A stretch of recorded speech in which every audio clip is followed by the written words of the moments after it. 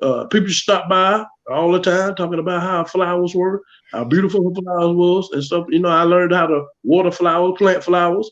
And so that got instilled in me, being around my grandmother all the time. You know what I'm saying? But they constantly worked me, and my aunt used to come around and used to get mad at them. And was like, why don't y'all take the boy somewhere? Take them. So she used to try to take me bowling and all this, but they weren't trying to hear it. They were from South Carolina, and they were some workers. So if you come in that house, you're going to work. And if you don't work, my granddaddy going to send you home. You come around there and he work, you don't pick up no hole, no rate, you're going to send your ass home. They ain't play. That was the hardest working man I ever seen in my life. And I'm standing behind that. The hard, your fingernails right here, all his fingernails right here were black, hard and black. So he used to take a razor blade and trim them. Because he worked with his hands a lot in the garden, making tools, making fences, everything she want, bird bath or fence, he built by hand. And his hands was not, his fingernails were not pink like this or light like that. It was jet black and hard. And he used to be trimming with a razor blade. It was a hard working man. That's all he knew. So you look at it nowadays, man, these kids now, you can't get them to do nothing. No. The technology and they just, technology they got the same power you got. And, when you try to make them empty the trash can or sweep the floor or vacuum the floor and all this stuff like that, they got lip. They got lip. And, you couldn't have no lip back in there because they'll take something and knock the crap out of you, bro. Knock your teeth out you. I'm trying to tell you. They tell you do it, you better do it. And look, they weren't worried about no police. No, don't worry about no police, man. You went on and done it. You know what I'm saying? Because you already knew how they was coming. So, you just went on and done it. They tell you do something, you just, all right, I ain't gonna like it, but I'm gonna do it. You know what I'm saying? And I don't want them to be knocking me in my head. And then sometimes you might see your brother getting a whooping or something like that. You might be right, go to the basketball court, go outside, and then you see your brother getting a whooping, you sit still. You don't move. There you go. Because if you move, that thing will turn on you real quick, bro. I'm trying to tell you. I'm telling you. So you sit still, bro. I see my brother get a butt with me. I ain't move. I got the basketball sitting there, move. I'm waiting till that thing go. Because I'm not gonna walk by there and then she turn on me. Like you had a lot of whooping back in the day there, big dog. Well, I'm trying to tell you, boy, you hate to see them things coming. I swear I'm trying to tell you, hate to see them things coming back. They ain't do anything, no trophies. It's bad to bring a trophy home. They take anything, trophy, stitching cord, all that shit. I'm telling you, they ain't playing. Being a disobedient child bothers them to their bone. They could not stand it. See, kids now, they got their mouth like that. Man, you do that back in the day, bro, you be lucky to be living. I promise you be lucky to be living. But they gonna put it on you. You won't do that no more. But kids now, the democracy, they can talk back and forth. Back then, dictatorship, you do what you was told. Democracy now, kids got a voice. That's why parents can't control them. That's why they do the things that they do. Because it comes from the household. Then the child turns to a big monster, and then they want everybody from the outside to bring him in to come tame him. It's too late. You created that, you got to deal with it. That's right. What's up, Silver Joe? So Joe. You right, Q? Silver Joe. Man. That's what Q. Look, we just talked about D-Rec. He said, what's good, my brothers? Hey, Q Dog. I didn't see that post in the group. I got you, baby. I got you. Don't worry, D-Rec. I've been giving it to Q Dog good on your behalf. Hey, D-Rec, you can't spell skull without the L, can you? They gave you Q. Guys. I know, hey, you got to see it coming, bro. That's going to happen. Ain't no big deal, man. But I'm glad we're talking about this. And I know that when 2024, things not going to change. I think things going to get worse. But I'm glad I was raised old school. I wouldn't take that. I wouldn't take that for nothing. I raised mine, and so I can't change. I can't be in a relationship with somebody that's raising children in this generation. It ain't gonna work. I'm telling you that right now. I'm just too old school for that. Step down. Yeah. I mean, then kids they get the world these days, man. They get things that I ain't never dreamed of getting. I mean, wow, man, kids got it made to get so much stuff. It's just unimaginable. Yeah, man, we had to go outside and create our own toys. You know what I'm saying? Get a mop stick, put a bunch of rubber bands on it, get the soda pop can, and put a clothespin on it, got your gun. See what I'm saying? We had to go out in nature and create things. You know what I'm saying? We can't say, Mama, we want this. We see on TV. They wasn't having it. So you go outside with your friends and put your heads together, and then you make your own thing. You make your own go-kart, lawnmower, put your plywood, get some wheels, make your own go-kart. Yeah, man, people were very creative back then, man. You just had to do those things, you know. That's it. But you know, that made a wonderful thing about it, that you can take nature and make the type of toys that you have, you know what I'm saying? But now, you know, the kids just ask for it and they just go get it. You know, they buy a lot, but it's nothing wrong with buying, but as long as you teach. You have to teach. They don't teach. You don't teach them that. You know, because, you know, they got to get out in this world one day. So you don't teach them, then that's where the problem come in, because you haven't been teaching them as they've been coming up. Make them do something. That's true, D-Rec. Make them do something. Yeah, D-Rec. I just want to say, for the record, me being the youngest person on the Real to Sports podcast today, I am not part of these statistics that these gentlemen. There you go. I actually had to work hard for everything that I got. You know, my parents was old school, so they ain't talking about me. I just want to put that out there. Yeah. Well, I'm glad your parents, you was raised that way. You know, they built you to the man you are today. That's you know, right. No doubt. Yeah, because if it wasn't for that kind of teaching, no telling where you be. No, sir. You might be locked up. You know what I'm saying? Want to be thug man. You know what I'm saying? I mean, you know, I got a couple of nephews like that, man. That's what they had. You know what I'm saying? I mean, but you know, hey, they just got to let the world teach them. You know what I'm saying? That's what they want. So they going forward. They going about what they see, and you know, they haven't really been drilled as a man. You know what I'm saying? You make them do things. You make them do things, man. If it ain't nothing when you bring the groceries home, make them fold the damn bags up or something. Make them do something. You know what I'm saying? Make them earn the keep. They get old enough to hold a vacuum cleaner. That's not your job no more. As they get up, certain things you shouldn't do in the household no more. You come home, you pay the bill. You shouldn't be washing no dishes. You shouldn't be vacuuming no floors. You got a 9, 10-year-old son. Hell, that's his job. His job is to trash. That's not my job no more until he move out. You start cutting the grass, that's gonna be his job too. He better do it right. He don't do it right, he's gonna right back out in that hot ass sun. Oh, you know, stop. Now you done triggered some bad memories for me, man. Oh, boy, I used to hate having to get up on Saturdays and cut the grass, man. Hey, but they built you though. What you gonna push lawnmower? You roll. You push. I had to push. The ride went on the oxen for me. Keep going. No, okay. Well, all right then. That built you right there, pushing that lawnmower. Yes, sir. So. Oh man, we ain't got no time to tell my story, boy. I know. Yeah, we got to get back to that, man. These kids now, man, they can't take that. They'll turn around and try to kill you if you try to put them through something like that. So Joe said, "Do it right, gotta do it again." That's right. If you don't do it right, you gotta do it. That's right. Just like the dishes. One dish. Mess up. My dad, you had to go do the front yard too. On just the backyard, you mess up, man. Go ahead and do the front yard too. Boy, what you talking about? We builds character, man. It builds character. It does, man. It does. Get that laziness. Get that lazy out there. That bitch out of you. Because if I wanted some money, go to the movies, take a like nice young lady to the movies or something like that, man. I couldn't just go ask for it. I already knew that was a no-no. They weren't handing money out like that. So what I would do, you know, I would do things around the house. You know what I'm saying? Clean up, you know what I'm saying? Make sure the carpet was straight, mop floors, you know, go out in the garage, sweep the garage down, you know what I'm saying? Hit the grass. You know, I'm working all day long till he get home. And then when he get home, I'm pointing.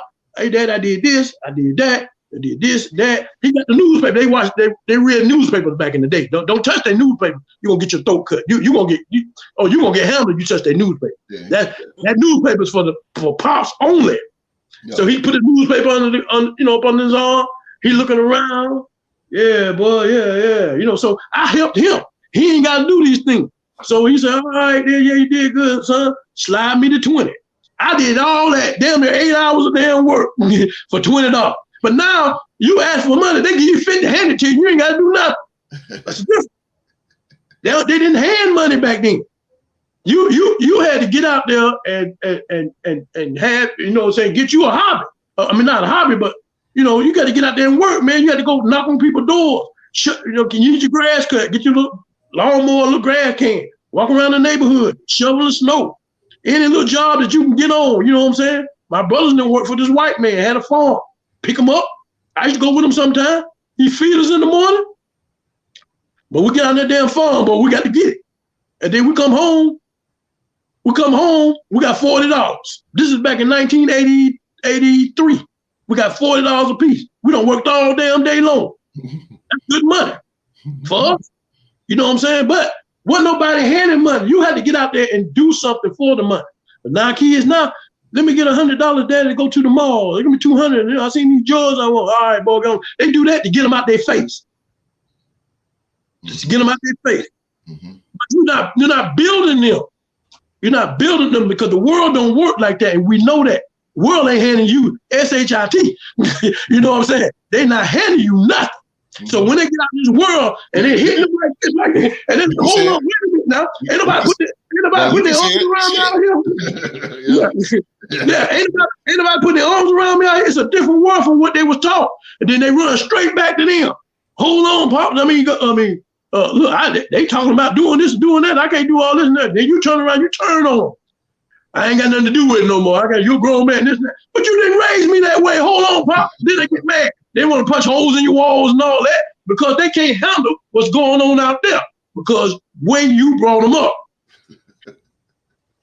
You know what I'm saying? So when you on a job and they talking to you in the kind of way, you look at them like, that's all you got, man. My daddy was way worse than that, dog. I ain't man, you know.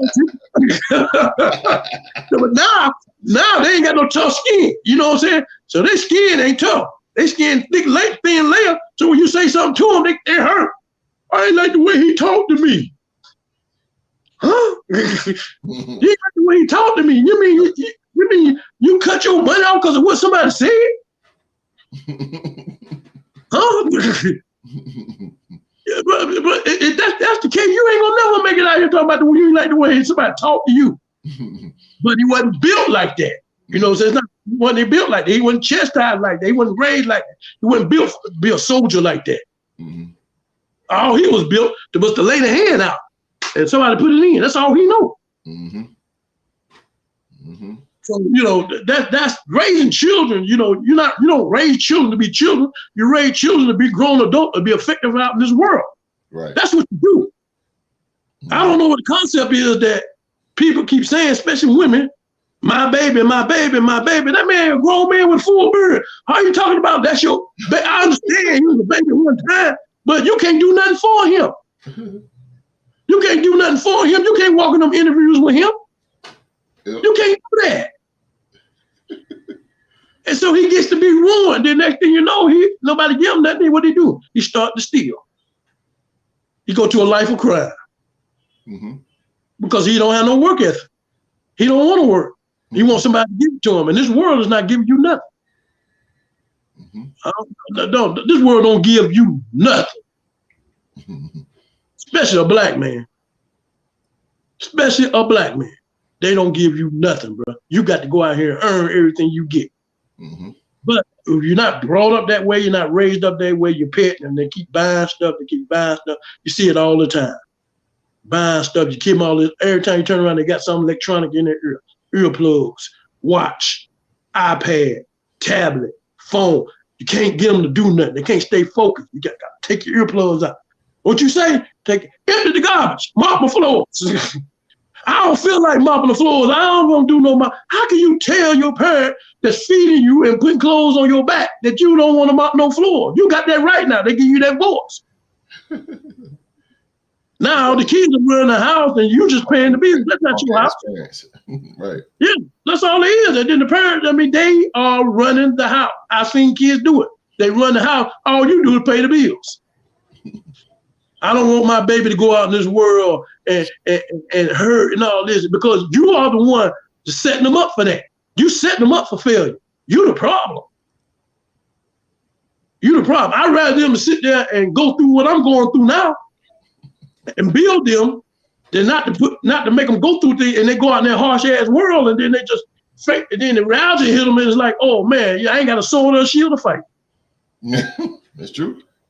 I ain't got a sword or a shield to fight in this world. Because what they told me back at their house is not happening out in this world. Mm-hmm.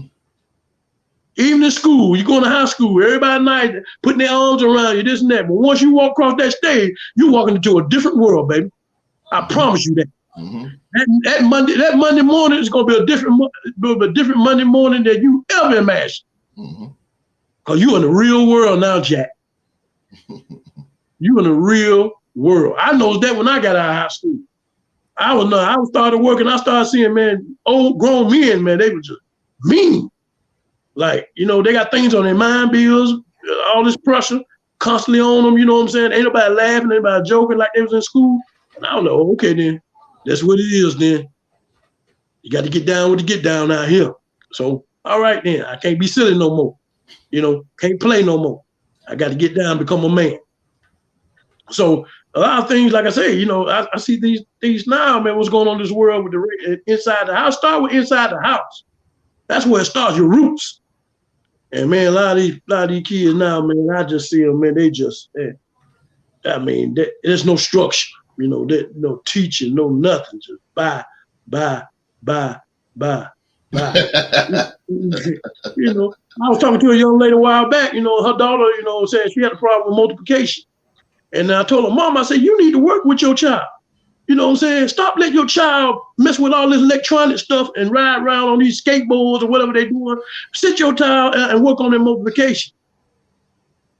You know what I'm saying? I say, but you can't do your math. Somebody gonna take advantage of you. Mm-hmm. And I said, her mom and parents were sitting there, but that's the part they don't want to do. Parents want to just buy, feed, and that's it.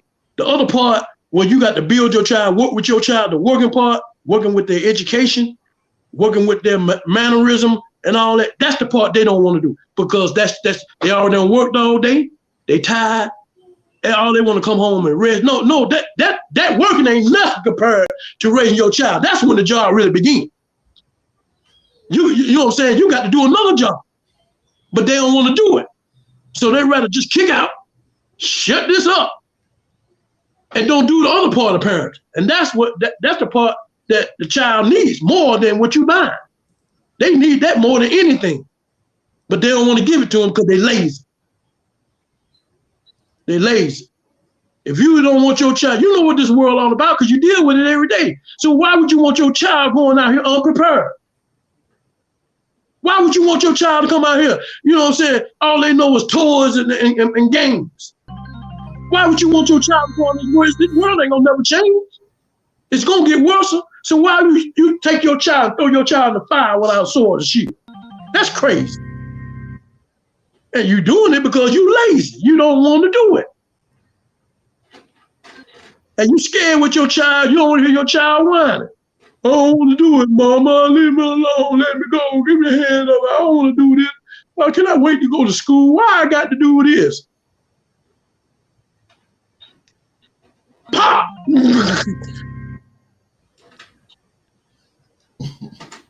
Yeah, it's nothing wrong with playing, but at the same time, you got to be teaching. Sit them down sometime.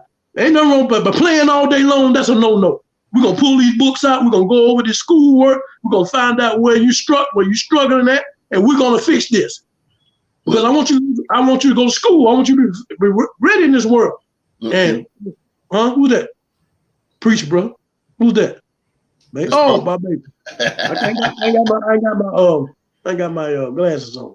But I mean, that's the thing, man. I hate when I see it in this world, man. I just shake my head.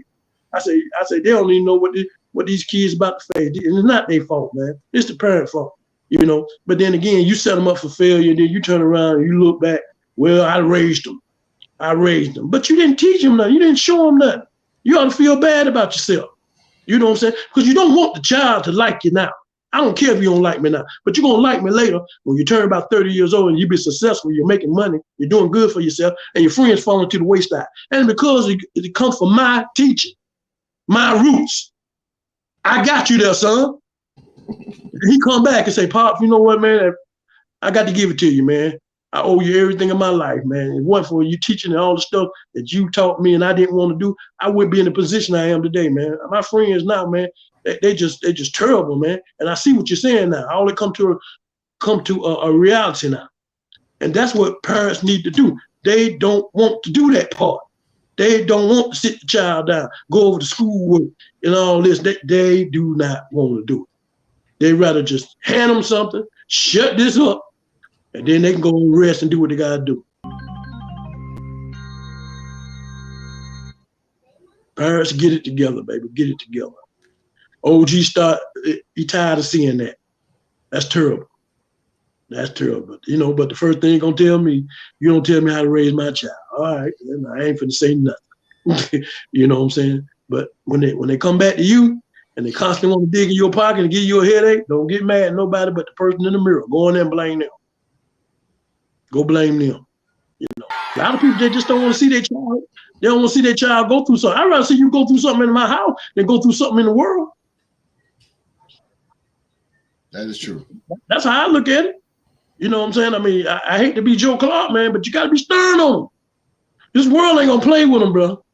I'm telling you, we know this world do not play, especially young black men. You do. They do not play, bro. It's hard. It's getting hard. So they got to get right, baby. Get right. Get right. Get some structure in your home. Well, 21 minutes of Reverend Q giving us. Hey, you know, sometimes you just gotta let them go. Sometimes you just gotta let them go. That it was meant to be said. Hey, I'm gonna move out of the way. I am gonna move out of the way. I don't know where to go for this one. Hey, no, here we go. That's our show for this afternoon. I know, right? Get it out there, host. Appreciate you letting me get that out. That need to be said every day and all day. Appreciate you. Yeah, man. Sometimes you just got to give them the floor. Yeah, man. You know, we on a Really Sport podcast, you know what I'm saying? And we not only talk sport, we talk life. And so some things just need to be said. I don't know who out there listening that can take that and work with that, but that needs to be said because that's life. And we want our children to be successful in this world. You know, that makes me smile when I see every young man that I know is out there doing the damn thing. So we need that more in our life to uplift our children. And because that's what it's all about, you know what I'm saying? It's about the children, you know, and being a structure for them. So I just want every parent, you know what I'm saying, when Christmas is over, New Year's, have a New Year's resolution, or just if your household, your child running household, get your house in order.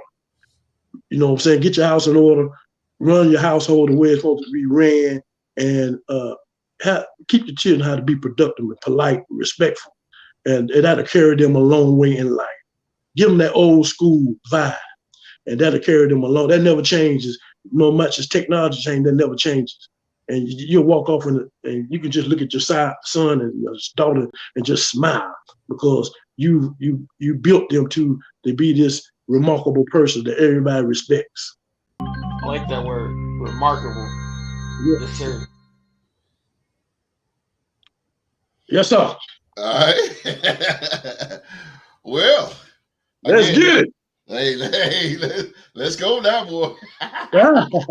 Hey, we just gave you guys a preview of the Real Man to Man show that is hopefully coming back in March. So that's a little preview of where it's at. But hey, like you say, sometimes you just gotta give them the floor, man. And yes, sir. Come get you something, baby. Come get you something. The OG was feeling it in his bones, so I just let him go.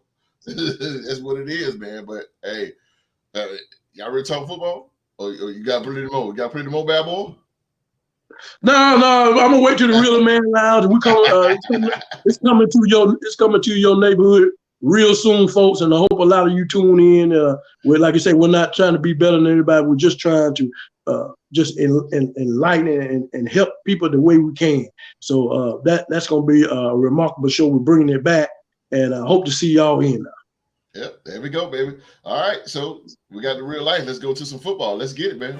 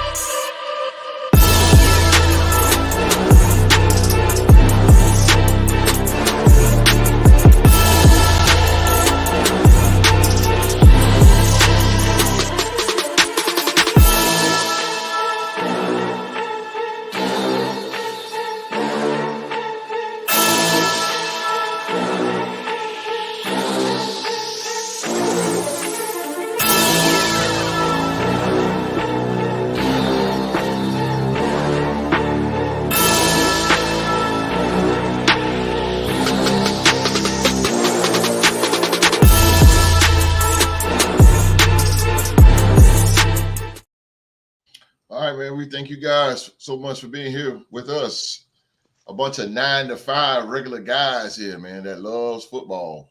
A bunch of 9 to 5. We some clock punchers. Just regular guys, man, that punch that clock, man. Punch clock. And thank you guys for being here with us, wherever in the world you are right now.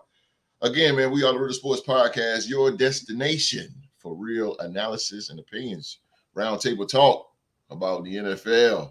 Also, you can follow us on X and Twitch and Instagram and Facebook, and join our sports group on Facebook, the Real the Sports Group. And again, man, I'm sitting here with two of the all-time greats here on the Real the Sports Podcast. They will be giving you their opinions and predictions today. I am talking about the Real the Sports Podcast panel. And you guys already heard a little bit of snippet of what's coming in a few months, man. The Real Man to Man show. He is the OG, of course. He is the OG, and he represents the mighty Minnesota Vikings. It is the legendary Reverend Q-Dog. What's up, Pastor? What's going on, man? All right. Hey, thank y'all for tuning in today. This is the last show of 2023, Yes, and sir. we're going to the New Year's show next weekend. I just want to thank y'all for tuning in for 2023. We had a good show this season. A lot of y'all in the live chat was tuning in. We appreciate y'all. We want you to continue to do this, and so we want to go out with a bang for this 2023 show. And look for a whole lot more in 2024. There you go. Oh, Lord. There they go, Q. You get them all out the way. Everybody move to the side, please. Get off of them. Leave them alone. The dog, baby. The dog. No dog. The dog. Oh, yes, sir. And representing the 3-time Super Bowl champion. I'm talking about the Autumn Wind. They are the Silver and Black Attack, the Las Vegas Raiders. He is Oklahoma State's alumni. This man got over 200 episodes. He is the pioneer of the Real Sports Podcast. It is the very talented Mr. Episode, Mr. Young Mark. Hey, man, pleasure to be amongst you guys. You know, got to put on for my alma mater, the Oklahoma State University. You know, I've had to listen for years to the likes of Philly G, Drew to the Game, and GC and host talk about this big bad football conference known as the SEC, the kings of college football. They want the kings of nothing. They got steamrolled by the Cowboys from Oklahoma State. Put some respect on our name. We'll see you soon. Coming to the theater near you. 2028, baby. I can't wait. We see you soon, baby. Drew to the game. The power of positivity. Drew to the game. Drew. What's going on, man? Remarkable. I like that. Remarkable. Drew to the game. So Drew. D-Rex said, y'all feeling that intro. Appreciate you, D-Rex. Appreciate you, D-Rex. D-Rex in the New York Giants is in the building in the live Tommy chat. Cutlets. Word. Philly G. Philly G. Philly G. Philly G. The best show in the land. You better know it. You better tell them. Go outside, Philly G, and tell the world where they at. Where is that? Yeah. He's talking about dynamic championship wrestling. He said that dynamic. He definitely not talking about no Philly championship wrestling. Word, man. Again, man, thank Go you guys. Birds. Word, right? The Birds better get it together. Again, man, we thank you guys for being here with us on this Saturday afternoon. If you guys just missed 25 minutes of the OG dropping down the wisdom and the knowledge, man, just sit back and just let them go. Just sit back and let them go. We're not going to be for you guys too long, but we are going to talk some sports today. Go back on Thursday's game. We're going to start this thing off real quickly, man. Go back on Thursday's game. The Cleveland Browns, they defeated the New York Jets 37-20, and the Cleveland Browns have clinched officially a playoff spot. So, man, shout out. If you're a Cleveland Brown fan out there, man, shout out to the Cleveland Browns, man. Shout out. Shout out to the Cleveland Browns for making the playoffs. Yeah. The dog pound is here. The dog pound. And that's something, man. And I chose in the offseason, the Cleveland Browns was my sleeper, bro. I got you, boy. I told you, man. I told you, bro. The Cleveland Browns, man, they were my team. They were my sleeper team, bro. The Cleveland Browns. Ain't that something? Well, I called the Rams a Super Bowl, and I called the Cleveland Browns a comeback. Good. It's good money. Good money. Good money. Shout out to Joe Flacco, man. Joe Flacco has been phenomenal. Yeah. Yeah. Where they at, D-Rex? Where them Jets at? Where them Jets at, boy? They waiting on 2024. Boy, they butthurt. Where them Jets at? All that Aaron Rodgers talk. Where they at? Huh? Tell me, have you seen them? We got some more. Let me see. We need more dynamic because we are. Oh, coming at you, Mock. It's all right.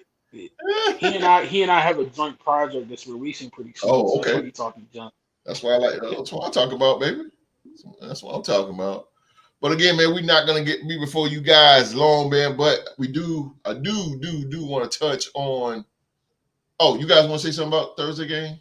Yeah, if I can, real quick. Yeah. Go ahead, sure. Shout out to the Cleveland Browns and the Dog Pound. Mm-hmm. There are very few fan bases in the NFL that I respect immediately. Like if you tell me you're a fan of that team, Cleveland is one of them because they know what it's like to actually enjoy and love the game of football and not just be chasing championships like teams of a certain franchise in the state of Pennsylvania like to do.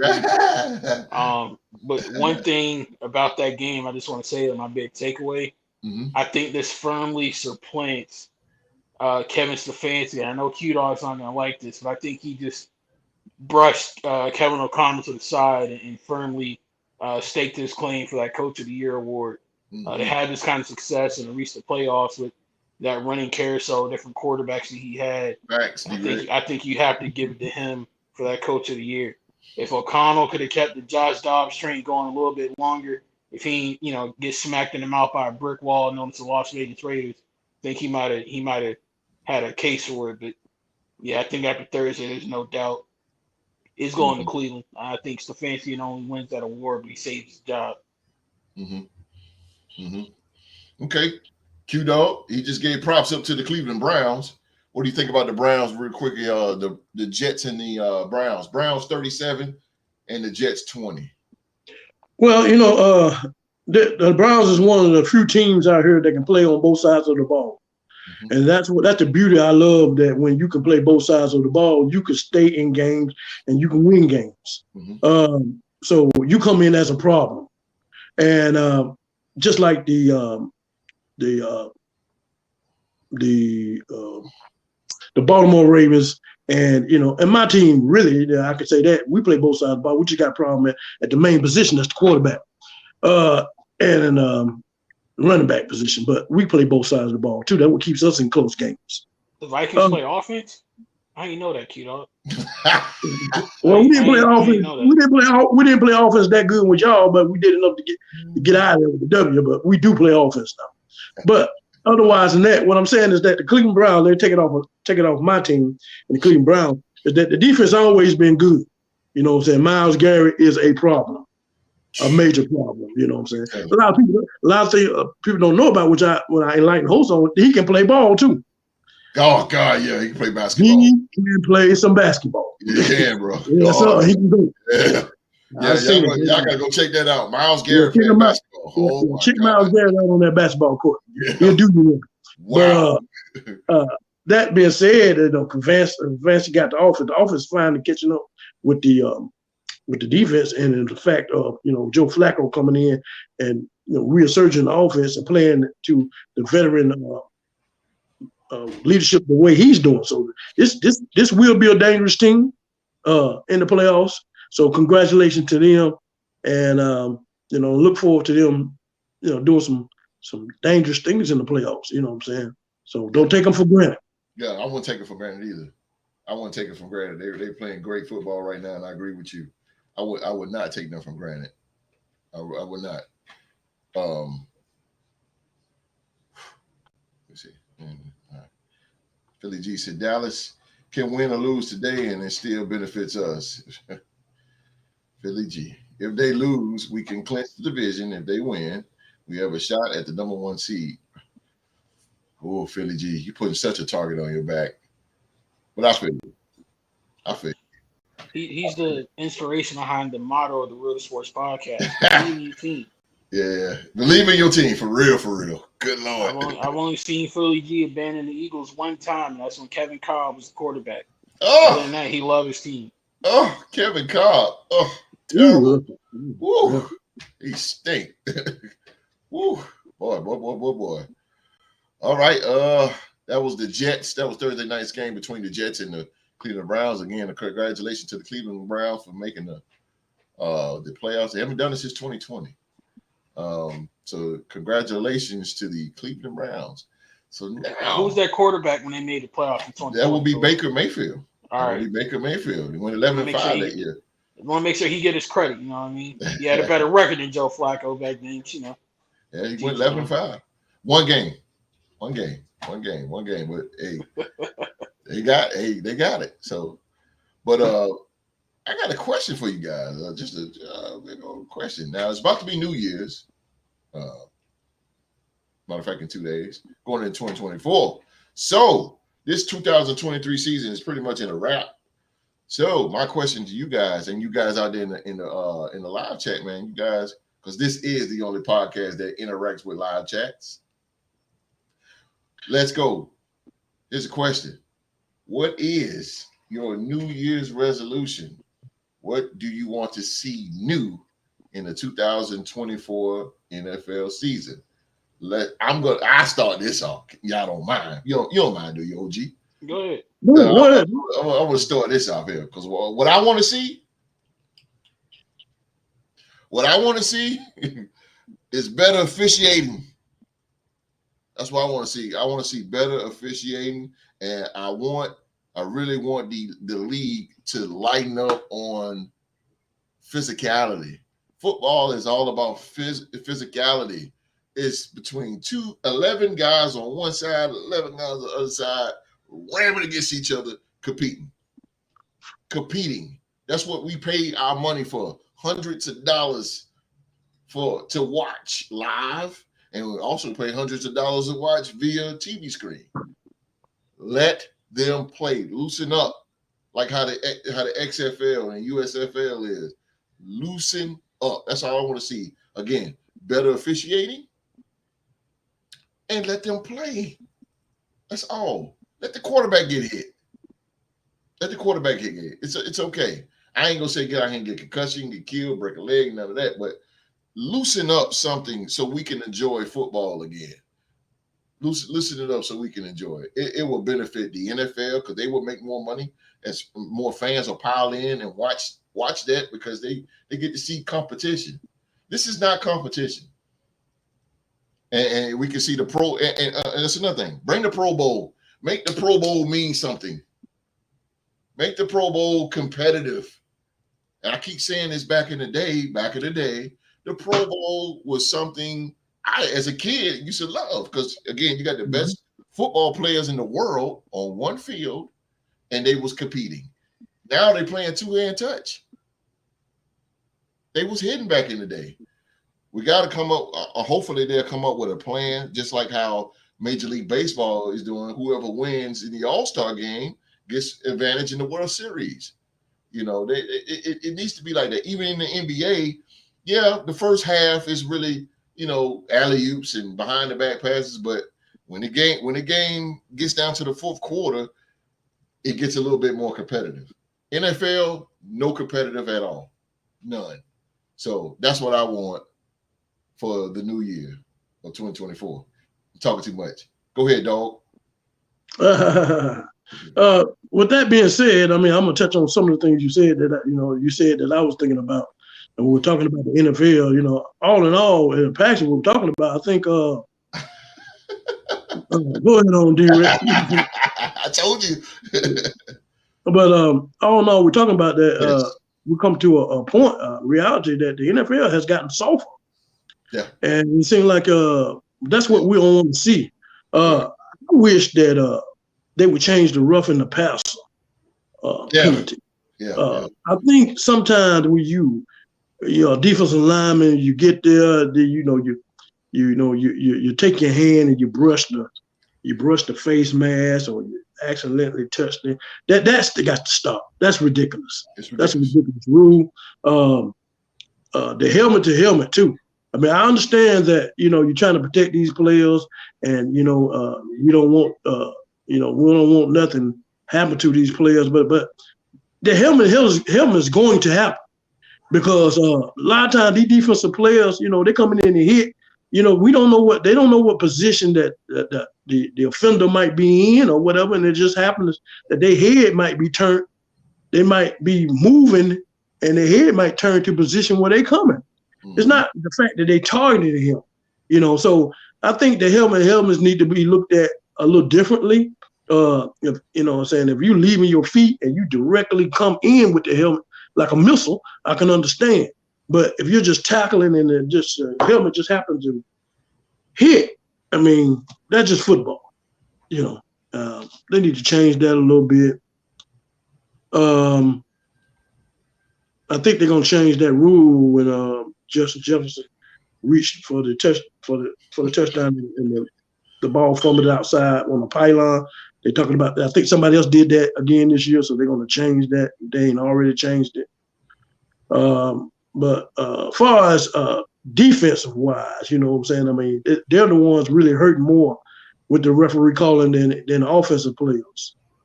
So a defender can't be a defender like they used to be. Mm-hmm. Because you got to hit a certain way. Mm-hmm. You know what I'm saying? To get a good hit, you got to be in a good position to be a good hit. And that don't happen all the time. So I know that the NFL is about wooing the fans, seeing the ball going up in the air as a pass happy league and everything. But what about the defenders? Mm-hmm. I mean, they got a job too. They got a job to stop you from getting to the other end. And so, they can't stop you if they got certain rules in play. They're not allowing them to play out their position. And so we need to look at things more on the defensive side. I know we're going to see the offense do things and move the ball and everything, but we got to consider the defenders. They're not given a chance to play the way the caliber football they want to play. I mean, I know we're not in the 70s. And we're in the new millennium in 2024, and things are a whole lot different as far as nasty football. But that's a gladiator sport. It still is a gladiator sport, but they're not playing like gladiators no more because of what the crowd might see, the little children might see. And so they don't want them to see any gruesomeness or nothing. But that's part of the game. It's always been that. They changed it. And so when you change it, you take the fight of masculinity out of the game, and so you you know, we love football. That's what we talk about as men, and it just gives our adrenaline flowing, and that's what this podcast is based on is really football. And so every man in America, majority love football. It's not going to go nowhere. So let's just change it. It's just certain things we can change that we can take the passiveness out of it. Like I said, the brushing the face mask or rushing the passer, that's garbage. Throw that on out. You know what I'm saying? That's ridiculous. You know what I'm saying? So you're trying to say that the quarterback can't be touched. I mean, but I know you're trying to protect this dome. But at the same time, that dome gonna get touched in some kind of way. It's part of the body. You know what I'm saying? It ain't like you can take his head off and hand it on the sideline, let him be a headless quarterback. That you know what I'm saying, if we want to do that, let's be cartoonish about it, but we can't. You know what I'm saying? Yeah, and the head is connected to the body. So let's change these rules, man, and let's not be so passive against the quarterback. Let the defenders play a little bit. Right, I agree with you. Let them play. I would chant, Mr. Episode. Your New Year's revolution. What do you want to see? You know? One of the things that I would like to see in 2024 is hopefully the NFL puts the Vikings back on the Raiders schedule so I can get my money back and get a do-over that game. In all seriousness, but no, but for real, one of the things I want to see, I'm looking at the AFC South. I want to see how that division plays out next year when you have all four of those young, talented quarterbacks all healthy and all able to be on the field at the same time. Like I want to see them battle out and see who's going to come out on top. You know, is it going to be the veteran or Trevor Lawrence, or is it going to be one of the newcomers and Will Levis, C.J. Stroud, or Anthony Richardson? So I'm curious to see what happens in that division. It's already getting a little bit nasty with Stroud and Lawrence, and I say nasty in a good way, like very competitive. But I want to see what'll happen when Will Levis is a full offseason under his belt, and is Anthony Richardson able to come back and regain his form and remain healthy throughout the entire year. I think it's going to be pretty interesting to see. Mark, since you said that about the young quarterbacks, let me ask you a question. Do you think, is there any quarterback out there that you think that we'll be talking about for a long time? You know how we talked about, we can still talk about Joe Montana. We can still talk about Brady and all the great quarterbacks that are gone and moved on and retired. Are there any quarterbacks, young quarterbacks in the league that you could say that it's possible we'll be talking about 10 years from now, or they'll be the type of quarterback when they leave, we'll still be talking about them like we talk about these other quarterbacks now that's gone? Yeah, I think the obvious ones like Joe Burrow and Patrick Mahomes, to start. But I think C.J. Stroud is in a very good position to be a relevant and a really impactful quarterback for a long time, considering what all is around him. And Lamar, if he just continues to do the remarkable things that he does, shout out Drew to the game. If he continues to do what he's been doing, I definitely think we'll talk about him for a long time, especially considering he is kind of like the perfect dual threat quarterback that teams kind of thought never would exist. That's so lethal on the ground with his legs, but can still make all the throws and read defenses and make accurate passes. We all dreamed about it, but never thought we'd see it. But here he is, and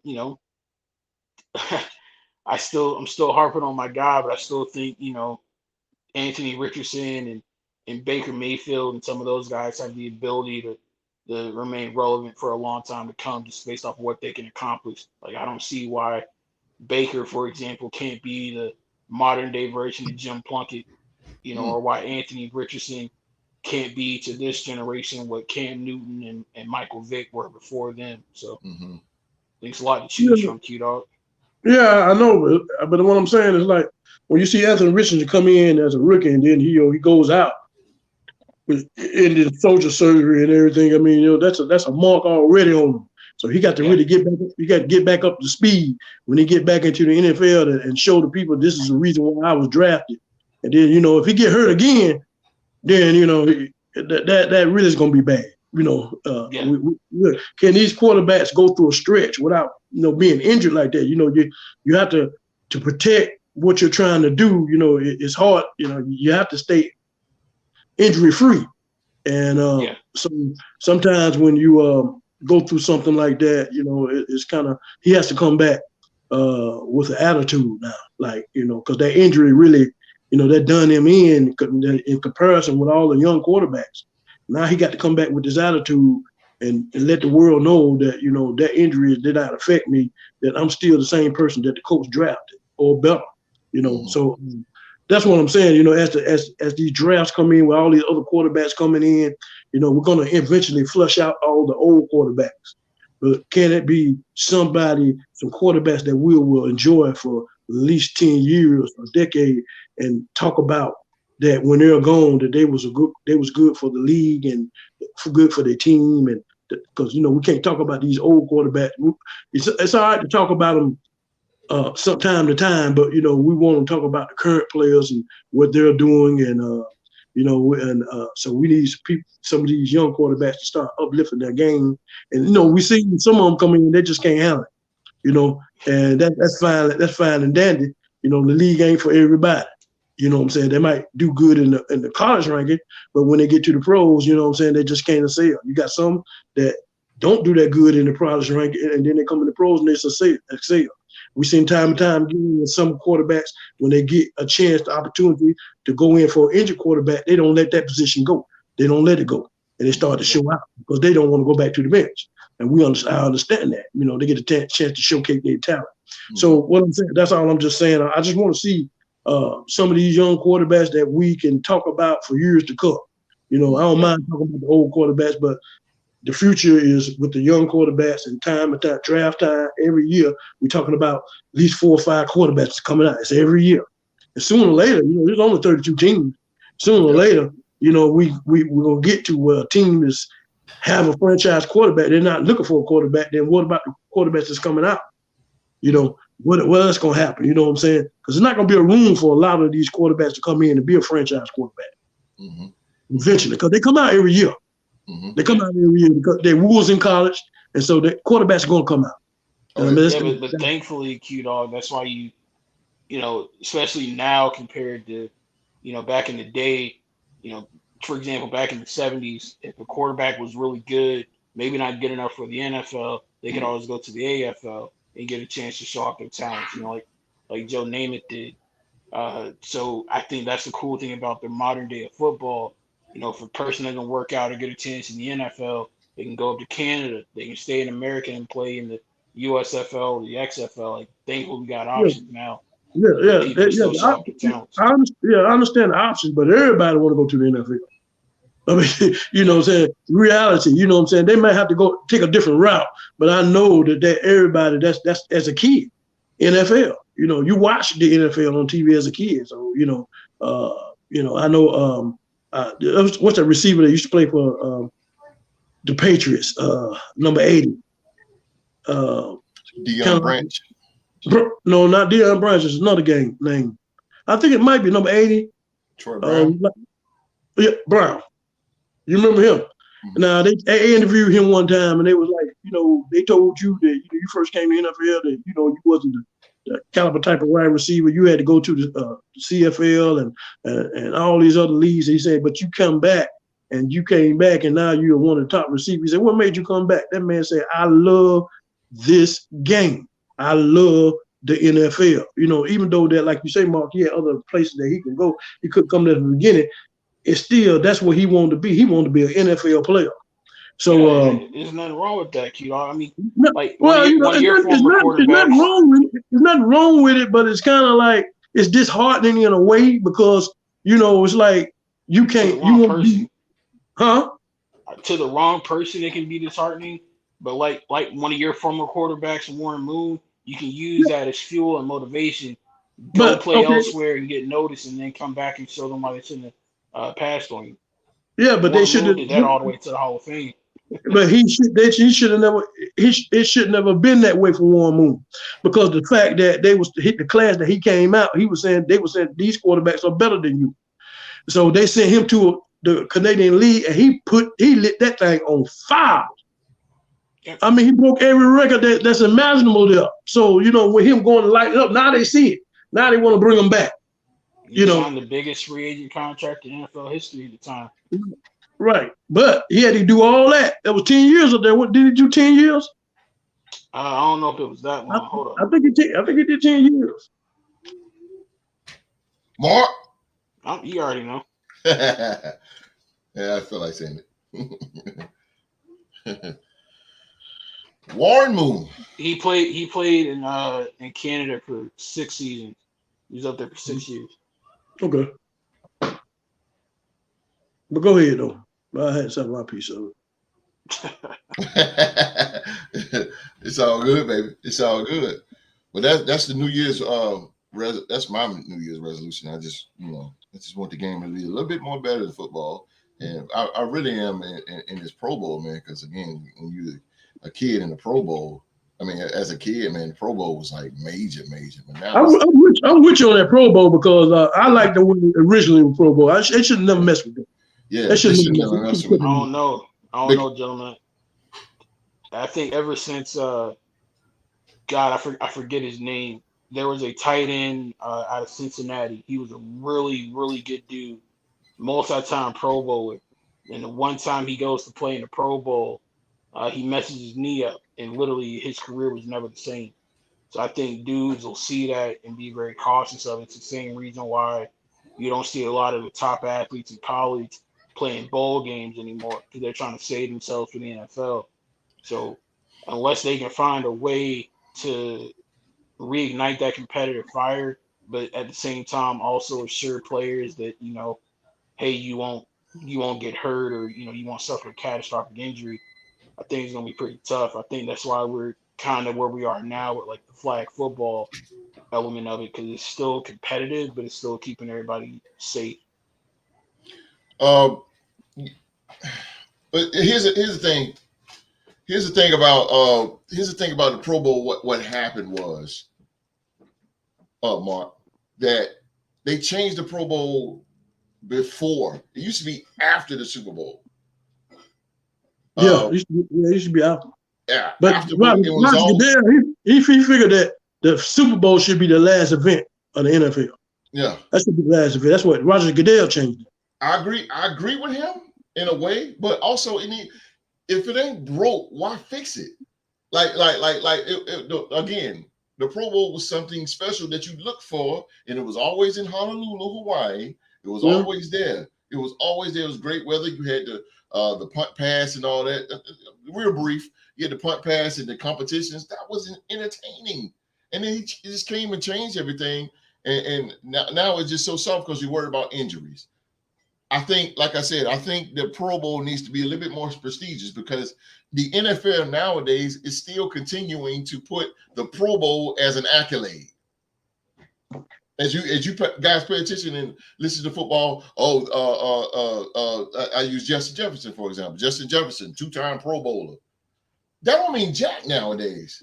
It's even a requirement to be eligible for the Hall of Fame. That's why guys like Doug Williams and Ryan Fitzpatrick haven't been eligible. They didn't make enough Pro Bowls. See what I'm saying? The Pro Bowl is an accolade now, but it's so watered down. But who cares? Who cares? Because it's so watered down. Oh, he's a 5-time Pro Bowler. So what?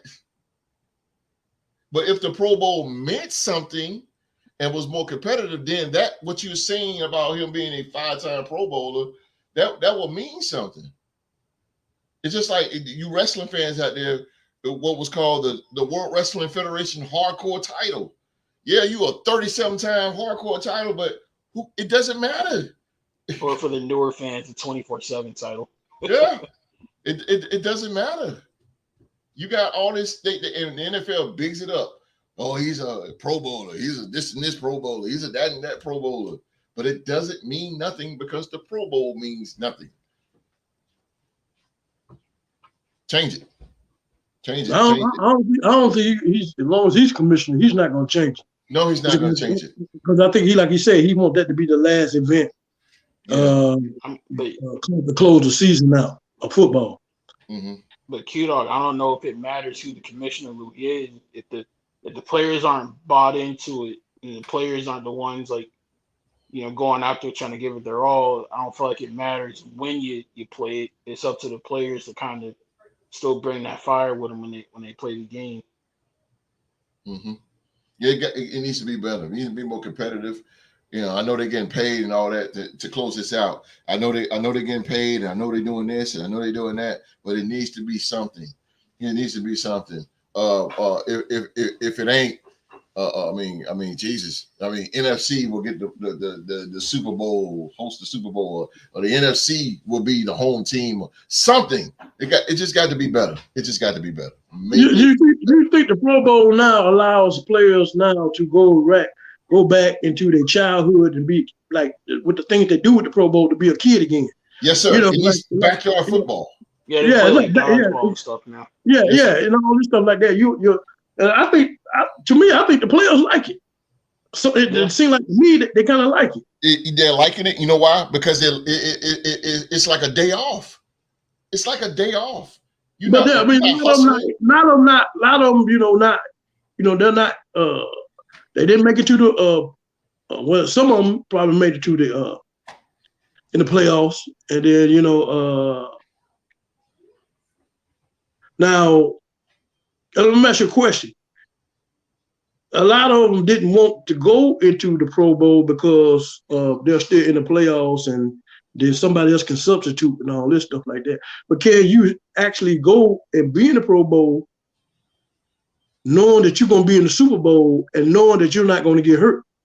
Can't do it. I haven't really watched it, but have some of the players that's in the Super Bowl still go to the Pro Bowl? Like 9.999 times out of 10, Q-Dog, if a team is still alive, like to go to the Super Bowl, by the time the Pro Bowl comes around, they always opt out, and then whoever was like next in line vote-wise gets the opportunity to play on their behalf.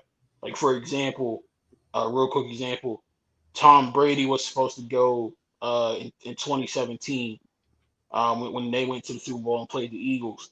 So when he opted out, the next man up that year was Derek Carr. Derek Carr got to go. Okay, I understand that, but we're talking about that Pro Bowl is not physicality no more. Okay, no. So we knowing that, you still can go and play it because it's flag football or whatever they're playing, and you're not going to get hurt like that. So our players just opting out because anything can happen. I mean, it's non-contact that you can get hurt. So they'd rather get hurt in the Super Bowl than get hurt in that Pro Bowl. That's basically the Super Bowl. You playing for a championship, Right. But I'm saying, if I'm gonna get hurt, I'd rather get hurt in the football for something that's playing around like the Pro Bowl that don't really mean nothing. I mean, it might mean something in longevity because, like you say, it helps me get into the Hall of Fame. But otherwise than that, I think they should do away with it. I think they just go ahead and nominate you as being one of the athletes or whatever, and that just put a check on your clipboard to help you get to the Pro Bowl. Forget all the other stuff going there and being dodgeball and football, and I mean that ain't what we look at them as. We look at them as football players. So if you're going to entertain us with football, not with dodgeball, flag football. We can go down the street and look at that. So I mean that's what they're doing. You know what I'm saying? Yeah, exactly. I mean we can see that, and we can go to the Suns school and watch the kids play dodgeball and flag football. We say that all day, but we're talking about professional athletes that we just look at as playing. We want to see them playing professional football. So just eliminate the Pro Bowl, give them their mark, and then let that be. And then when they come back, we just look at them. We don't look at them as that in that light, like Aaron talking about. We want to see them play football. So I think they just need to go ahead and eliminate it. They ain't gonna do it like the old school. Just eliminate it. The Pro Bowl? No, just eliminate the being physical. Just say nominate them for a vote, but let's not have the Pro Bowl no more. For what? We don't look at them like that. We look at them as football players. We want to look at them running around playing dodgeball, doing all that kind of stuff. Like, man, you a football player, man. I don't want to see that. I want to see you hit somebody. I want to see, you know what I'm saying? I want to see that. Yeah. I can go down the street, down to the local elementary school and watch dodgeball all day long. Yeah, I agree with you on that. You know what I'm saying? You are a professional athlete. Yeah. These kids out here, they ain't professional. They play dodgeball. You get what I'm saying? So here we go, and we're taking away from what football really is. Now, back in the day, I know they ain't had no pro football. Let's go back to the Gale Sales and, you know what I'm saying, Dick Bucket's days and all that. This thing was nasty, man.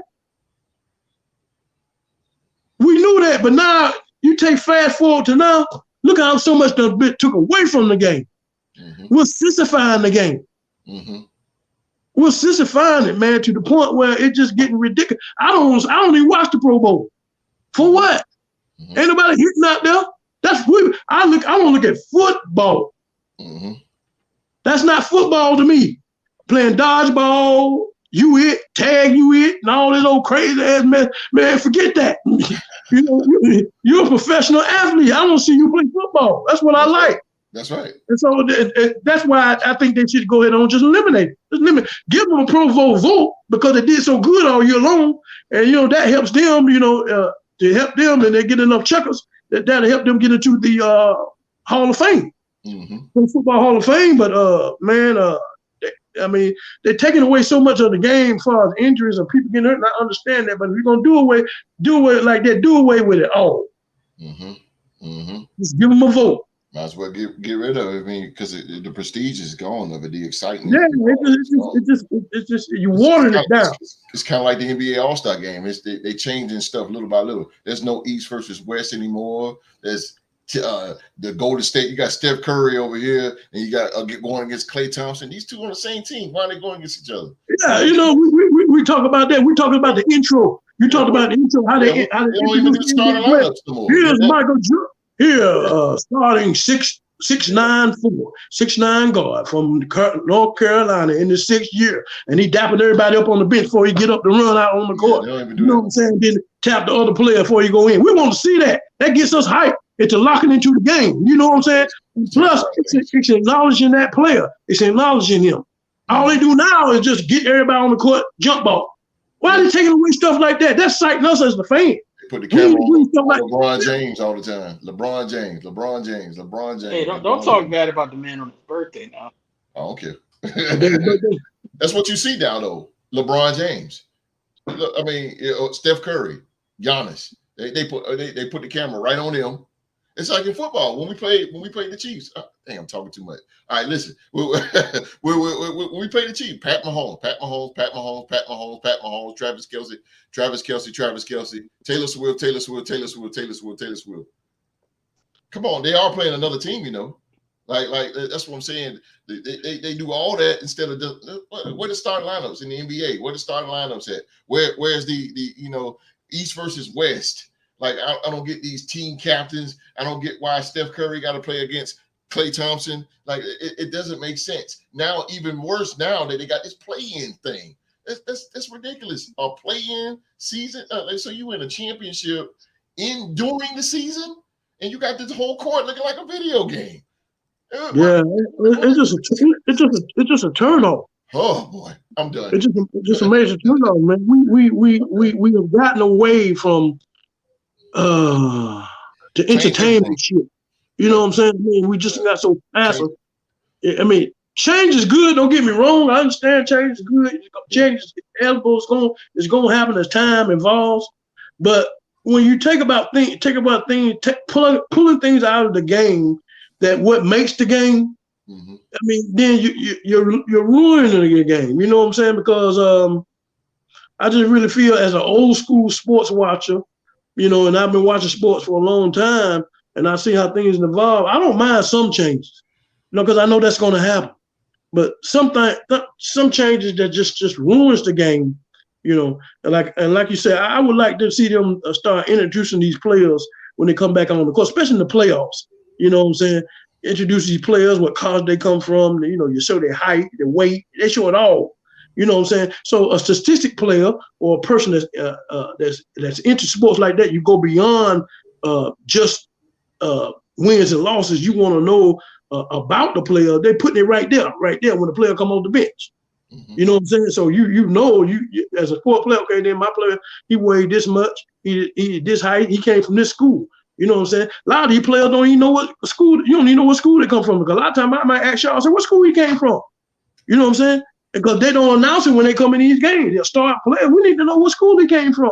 Mm-hmm. And then I can take it from there. I might start watching Chicago, Illinois or something. That school, okay, they're bringing out players like this. Let me check them out. Mm-hmm. You know, see what kind of players they got. Then that's branching my knowledge of the sports world. I can go beyond that. You know what I'm saying? I might not know about their school, you know, until, you know, this and that. And there's like people who put, like Mitch Richmond put Richmond Spiders on the map. John Stockton put Gonzaga. Didn't nobody know about Gonzaga till John Stockton came from there. Mm-hmm. You know? So what I'm hearing, Q-Dog, is because of guys like Cade Cunningham and Marcus Smart, you're going to watch more Oklahoma State basketball now. Is that right? Well, I didn't know they went there. See, you just enlightened me. Now I know that players like that came from there. So, you know, I'm going to tune in to Oklahoma State, see what other kind of talent they got. You know what I'm saying? What you're doing, you're making them a walking billboard. You know, you want to advertise to school. You know, they came from Oklahoma State, Marcus Smart. You know, I see him in the NBA playing, but I don't know where he came from. I think Carolina dude, one of the major schools. And I said that y'all not a major school, but, you know, the more televised schools. You know, and so I'm thinking he might have came from one of those schools that went, you know, I don't know nothing about. Now you tell me he came from Oklahoma State. You know, and which you keep in touch with players that come from Oklahoma State, and when they go into professionalism and they play for some teams, that cheers you on because you know they came from your school. Yeah. You see what I'm saying? Because you keep in touch with your school and the players that they have.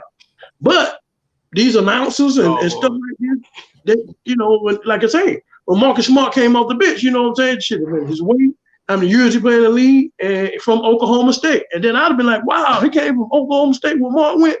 You know what I'm saying? Now let me start checking out some Oklahoma State games.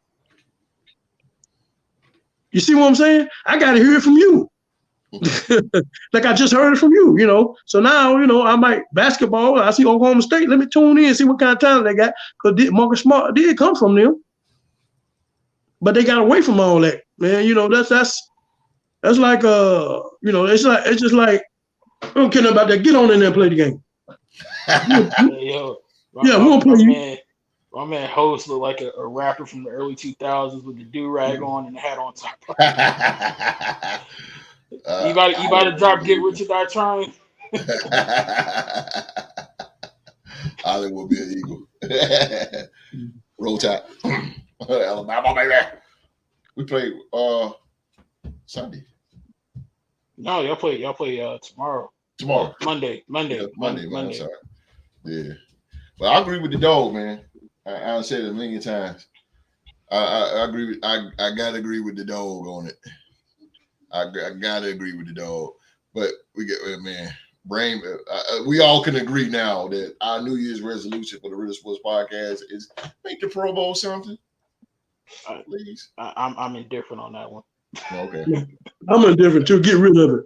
Well, either that or get rid of it. We playing Monday. You're too sissified, man. I don't like them guys. I don't want to see no. I don't see Myers. I seen Justin Jefferson playing dodgeball last time, and he won it. But I don't want to see that, man. I don't want to see you play no dodgeball, man. I want to see you snatch that ball out of the air. I don't want to see that, man. I ain't trying to see that. It's sissified. I go to 5th grade class and watch that all day. I know that's right. I don't want to see that, man. But that was our New Year's resolution here. Hopefully it happened. We want to see something new. So we want to see something new. So, all right, ladies and gentlemen, we got predictions. We got them predictions, and it's coming into you right now.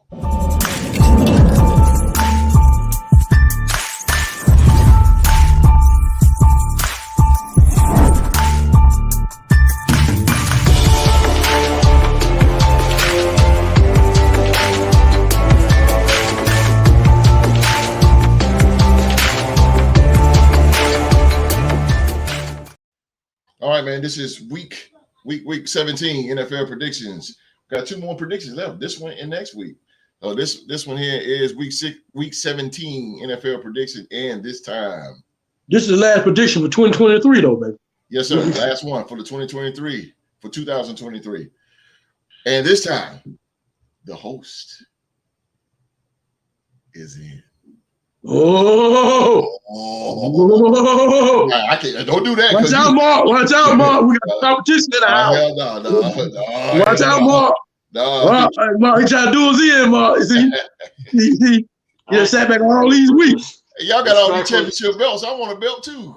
hey, respectfully, hey, I ain't setting roles. I'm coming for you, Q Dog. Oh, there you go. Q Dog has been a constant thorn in my prediction side all season. Bro, we gotta get Q, man. The plan of the Jack is to take out the Viking. He's been copying off my paper all year. That's right. We gotta take out the Viking. I gotta get another Raider fan on the show. I see what this is. I mean, another Viking fan. I mean. 2 Raiders and 1 Viking. You said it right.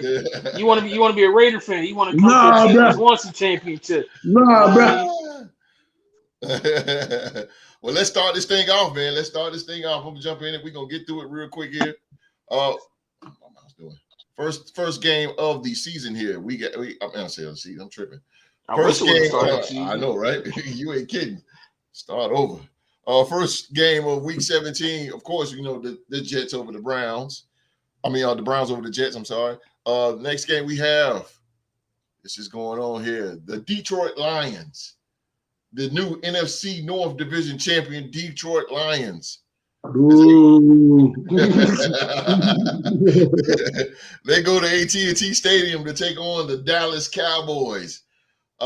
Champ, Q-Dog, you are week 16 champ. You are going to start this thing off, man. Who you got, Detroit or the Cowboys? Well, I'm gonna have to go ahead on and give my professionalism. I'm gonna take my hat off temporarily to the Detroit Lions for winning NFC North. Oh, you got it for 1 year. But otherwise than that, I look at this game that last time they played, and I think it was last year they played them. Detroit had them, but they lost the game and they gave it to Dallas. I like Detroit. I think they got a pretty decent team. But they don't. It's not the fact that they woo me. They don't woo me like the Cleveland Browns do. So I look at them going into Dallas. Dallas is a pretty strong team. I don't think they have enough to oversee what Dallas might put on them in Dallas. So I'm gonna take the Dallas Cowboys. Okay. What's the episode? This is pretty tough because Dallas hasn't been playing all that well these last couple of weeks. They took a little trip to the AFC East and got embarrassed both times. Micah Parsons has disappeared. Haven't really been hearing too much out of that Dallas offense outside of CeeDee Lamb. Just because I want to go against Q Dog and got to remain loyal and true to my alma mater, I'm taking Barry Sanders University. Okay. The D. Pause. I'm going with the D. 3-1-3. Let's go. Lions it is. I'm going with the Cowboys.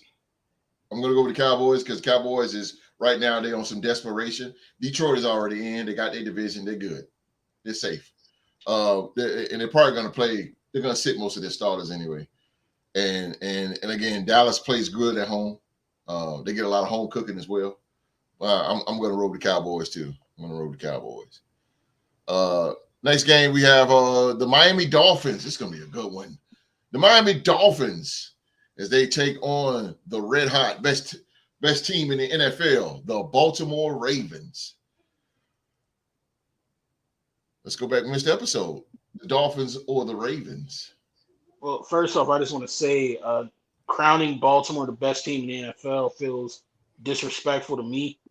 Because last time I checked, they've never defeated the Las Vegas Raiders in competition before. So you can tell due to the game I said that. But in all seriousness, though, they are rolling. They lost their dynamic running back a couple weeks ago in Jacksonville. Mm-hmm. So they the injury bug starting to get them a little bit, but I think they go ahead and take care of business. It's always a great game when they play Miami, but this time it's going to be in Baltimore. Mm-hmm. So I'm going to take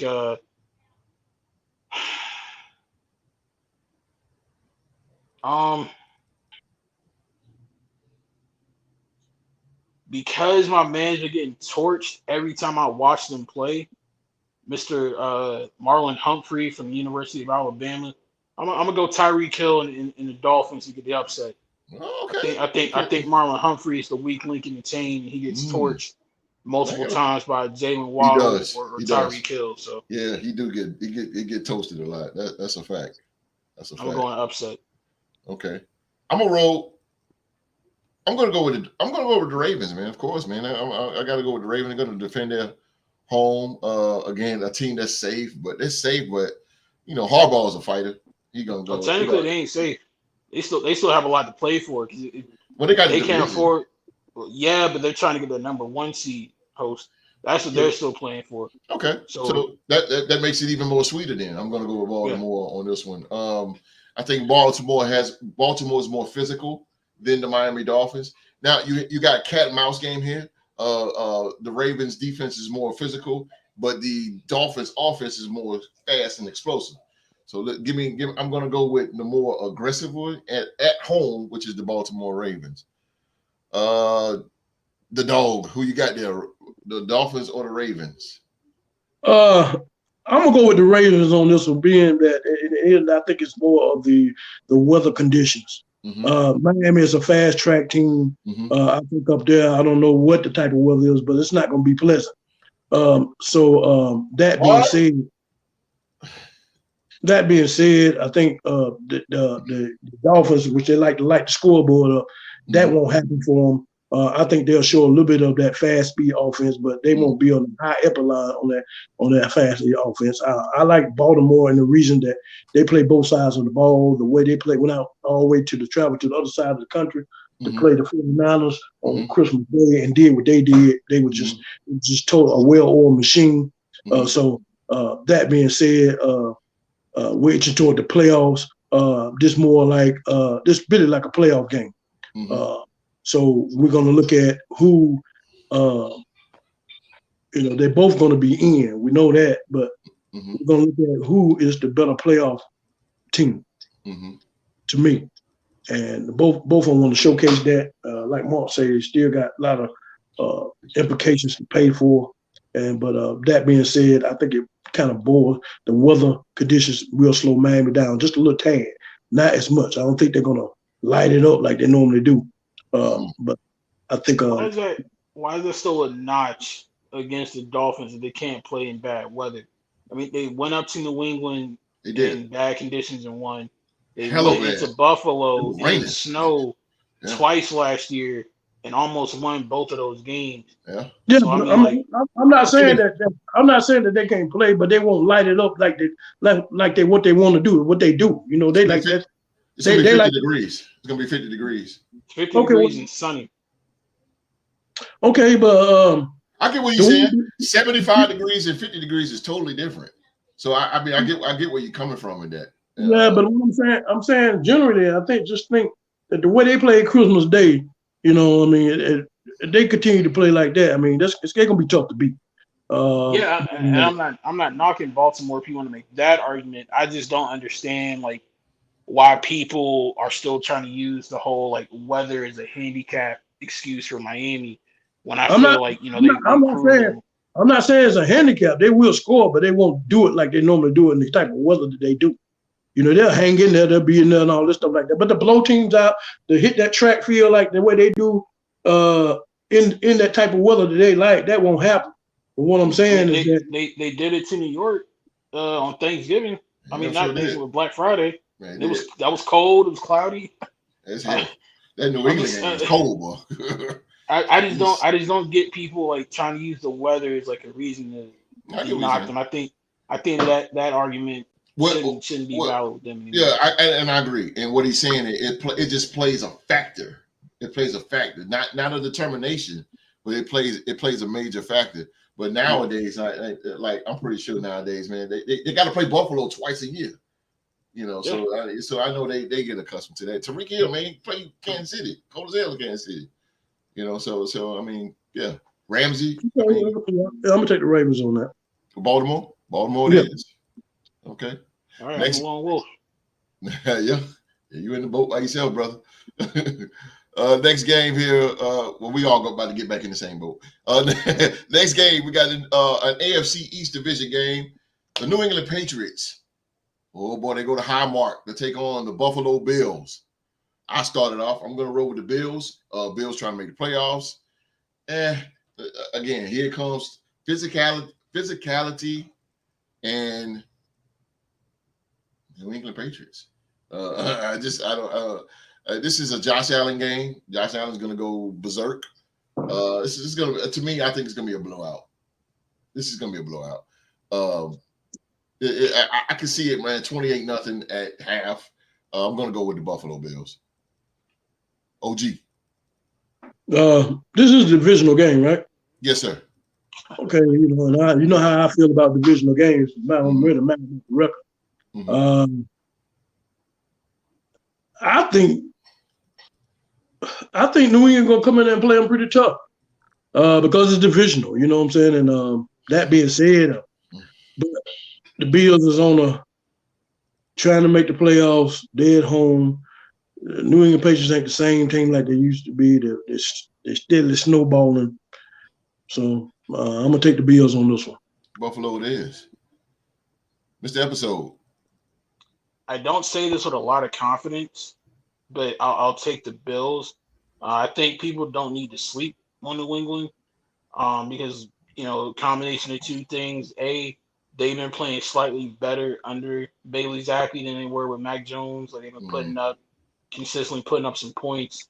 And then also, like, Buffalo's played some pretty bad teams and not been able to dominate them like they probably should on paper.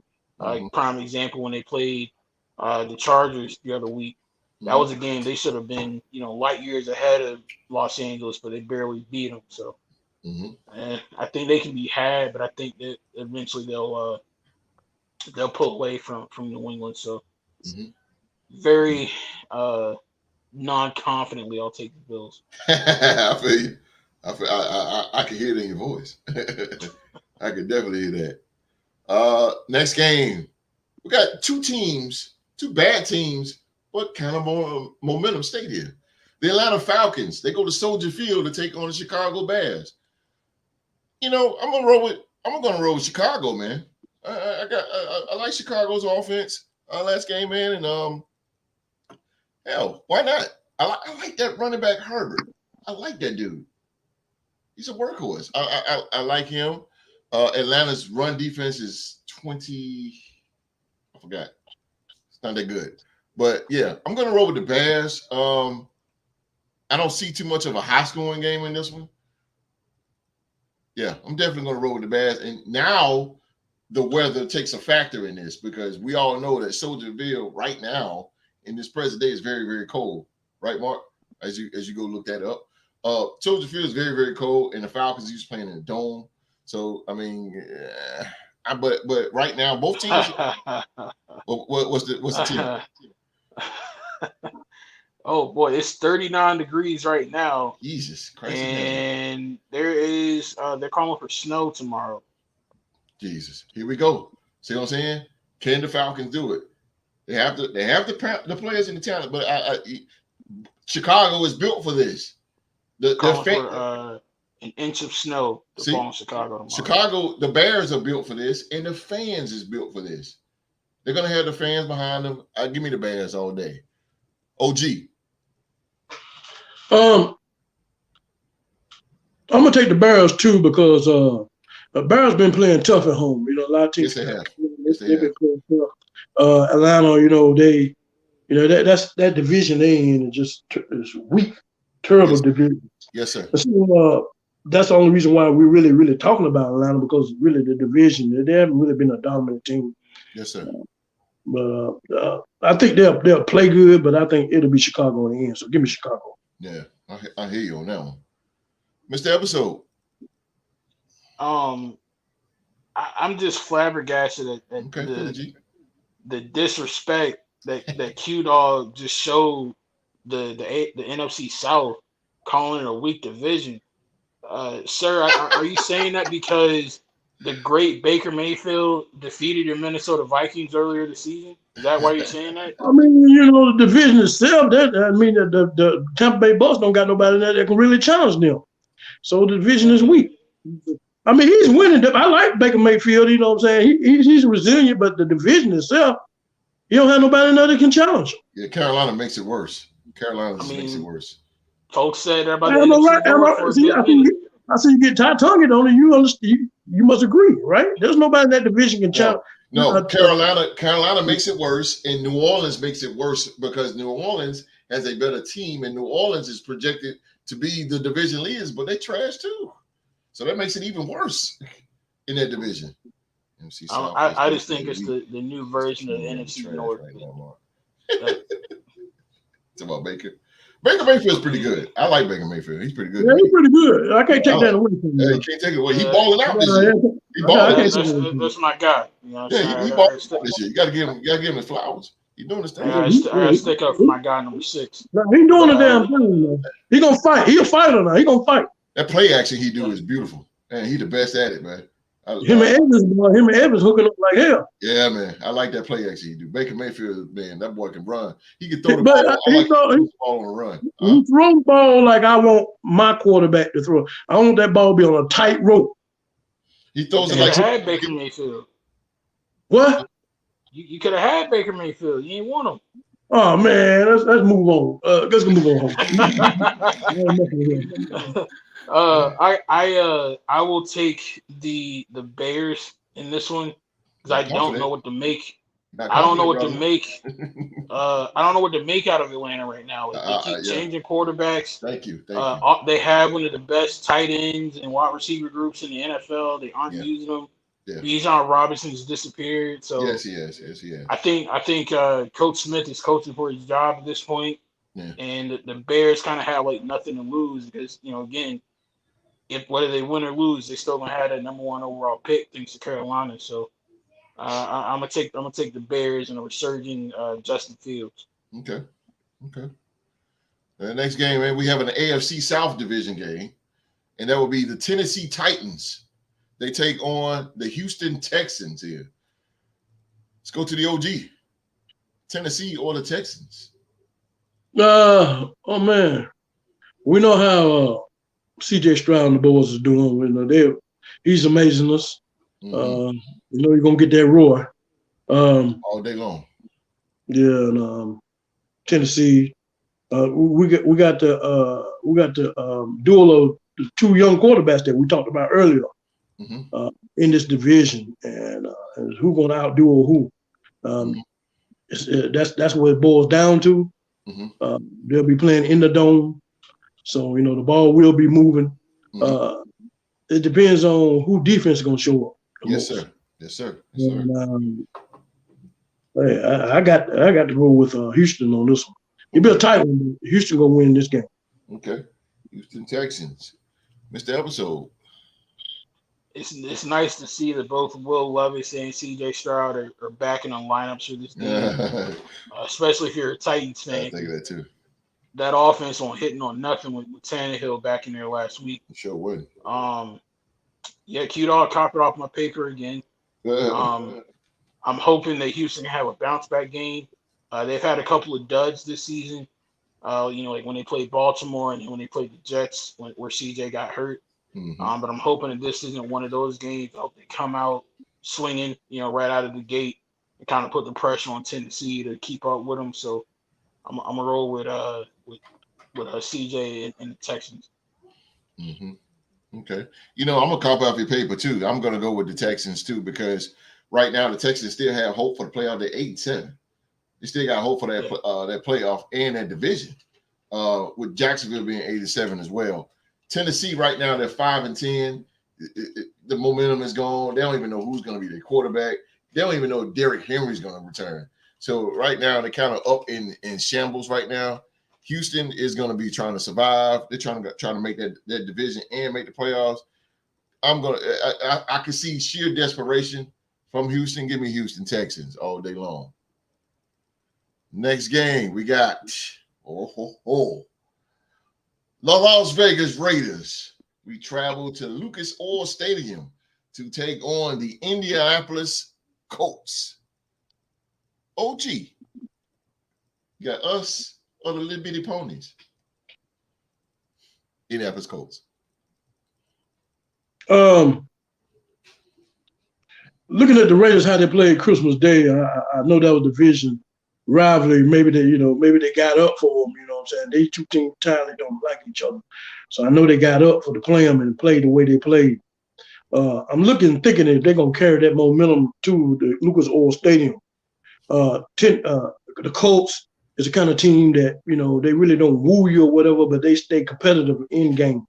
Mm-hmm. But if you look at this team, I think it's going to be a battle, but I think the Raiders are going to edge them out. So I'm going to take the Raiders on this one. My man, Raiders it is. My man. All right, Mr.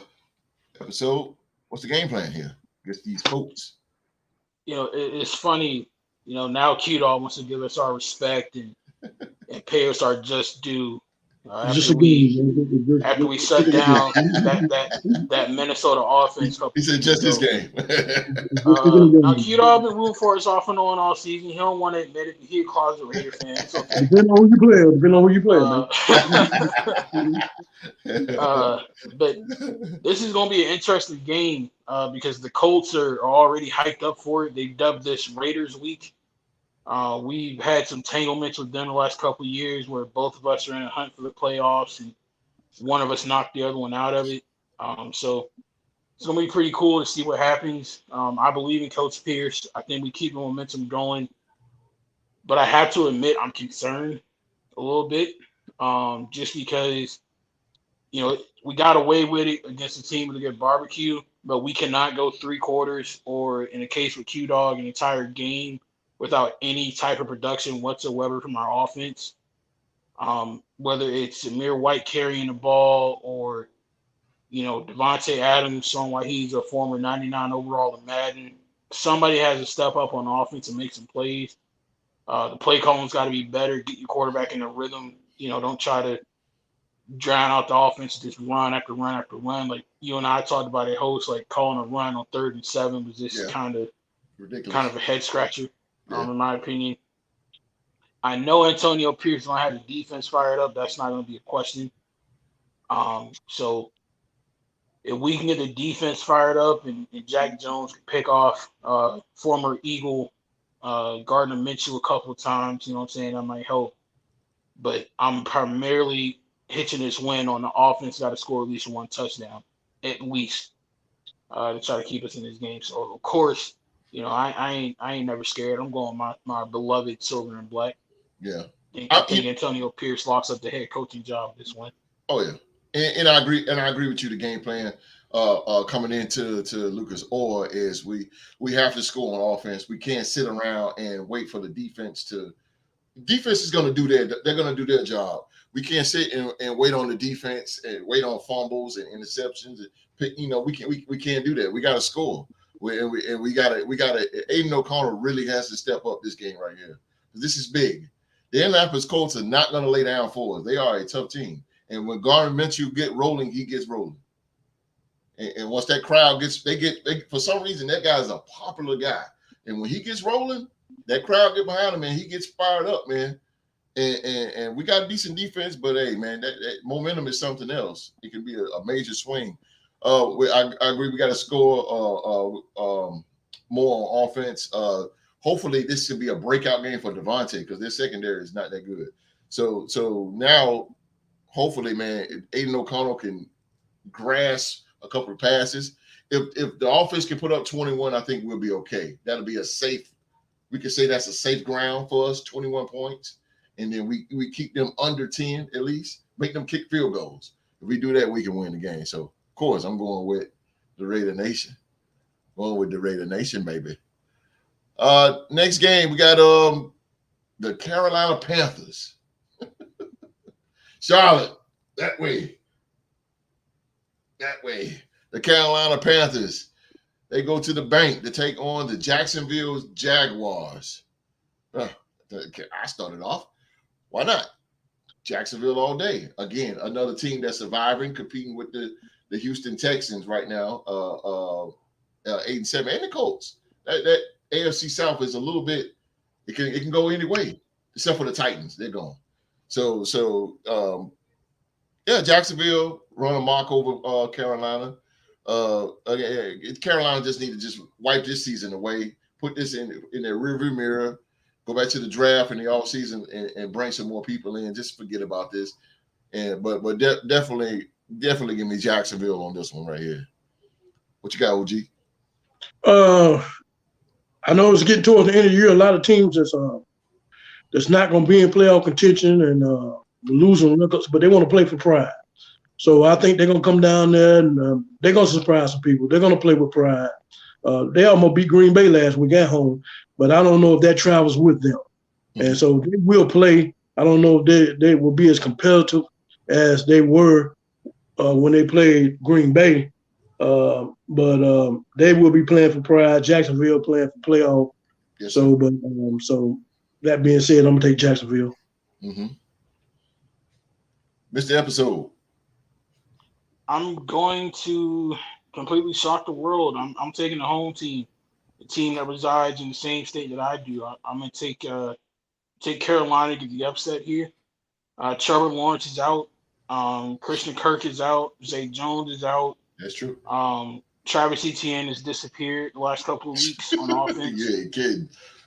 So with that being said, it kind of makes their offense really one-dimensional. So you're going to be relying on C.J. Stroud and Evan Ingram really to kind of carry you through this game. And like Q-Dog said, Carolina, people have written them off because of how bad they've been. But the last couple of weeks, they've been kind of playing better and better. And, they've snuck up on a couple of teams that took them lightly and almost paid the price for it. So I think this week they can catch Jacksonville slipping, especially with the injuries they have going on. Like I said, Trevor Lawrence was in his first career game. They got rid of their dynamic backup quarterback, Nathan Rourke. So I'm going to take Carolina on the upset on this one. And not to try to change your pick or anything like that, not trying to change it, but you got to understand this. Carolina, if you say Carolina over Jacksonville, it's going to be a game of field goals. But it's going to be a defensive game. Jacksonville has a way better defense than Carolina. So it's going to be a lot of field goals. Because Carolina can't move that ball. They cannot move the ball down the field. They put up 30 on Green Bay last week. They did. But not against a more stout defense like Jacksonville. Jacksonville has no injuries on defense. No, and I don't take that away from them at all. Yeah, but not to compare apples to oranges in any way, shape, or form. But look at in the NFL. If you want to look at us. We didn't really have much going on the offensive side of the ball. We're really good on defense. But a couple of teams that we should have beaten were able to take advantage of that, and they shocked us and they upset us. That's true. Or in college, with Florida State, you can have a phenomenal defense if you ain't got nobody on offense to get the ball in the end zone. It's almost pointless. Or like in New York with the Jets. So it's countless examples. You can have that's a great point with the Jets. I agree. You still got to have some offense to get you in the end zone. Yeah, that's a great point with the Jets. That's a great point. Next game, man, we have the Los Angeles Rams. They go to MetLife to take on the New York Giants. I got to get an upset, man. I got to go with the Giants. I'm going to tell you why. Tyrod Taylor's back. Tyrod Taylor's going to be the starter. It was 8 points away for beating the Philadelphia Eagles, a team that's really got a thorn in their side. The Giants shows resiliency, man. I got to give it to you. Their defense under Wink Martindale is really holding that team up. Without that defense, the Giants will be just like the Patriots. I got to give Philly G said Puka going to cut across the field. Yeah, and Puka is going to get his. But you got to look at it like this. The Giants have a feisty little defense. As you can see, they gave Jalen Hurts a little bit of they gave him a little bit of a scare with the interior defense of Kayvon Thibodeau and Dexter Lawrence. Then you had Adoree Jackson who got the pick 6 on him. This guy, I got a feeling. I got to get an upset, so I'm gonna roll with the Giants on this one. I'm gonna roll with the Giants. OG, who you got there, brother? Hey, bro, man. One thing about this time of year, we're approaching almost the last game or the last game next week of the season in this game. A lot of teams that's been struggling and not doing so well. This is the time of the year where they want to stick their chest out. Yes, they want to put their chest out to go out with pride. They're gonna play spoiler. They want to play spoiler. They want to put their chest out. Yep. They want to put all these other games in the rear view and go into the off season feeling proud. Mm-hmm. So they play differently. And so that being said, the way they played Thanksgiving Day, they almost beat the Philadelphia Eagles. And we know that the Rams are rolling. They steamrolling at the right time. But they're playing against an inspired team, the Giants. And it's going to be a rough one. I need the Giants to win. Point blank. I need them to win. Yes, you do. So, BM said I need them to win. I'm sure they're gonna have their chests out. They're gonna do their thing. D-Rec, I'm counting on you, buddy. Come on, D-Rec. Do one for the old dog. Let me take the Giants, man. I'm gonna take the Giants. Yes, sir. All right, Mr. Episode, you can be the heel here. Oh, you already know. The Giants haven't defeated the LA Rams since 2016. Oh, here we go with that. That's 7 years. Here we go with that again. History. When the last time you said something about a streak. And it came true because you guys extended your meaningless win streak against the Raiders. That was Philly G. No, I'm talking about when you said us. When we said, what'd you say? I acknowledge the fact that you guys had beaten us the last couple of years and it continued. Oh, that was Philly G. I thought Philly G. But in all seriousness, that didn't work out. Yeah, it did. No. In all seriousness, though, I think that I don't know how you don't pick the Rams in this game, simply because they're a team that has everything still ahead of them. Sure. They are firmly in the playoff hunt in the NFC. They're still trying to get in. They have a lot to play for going forward. A lot of teams already have written them off for dead before the season started. And I think they want to prove a lot of people wrong and get into that postseason dance. So, given how much is on the line for them, I'm taking them.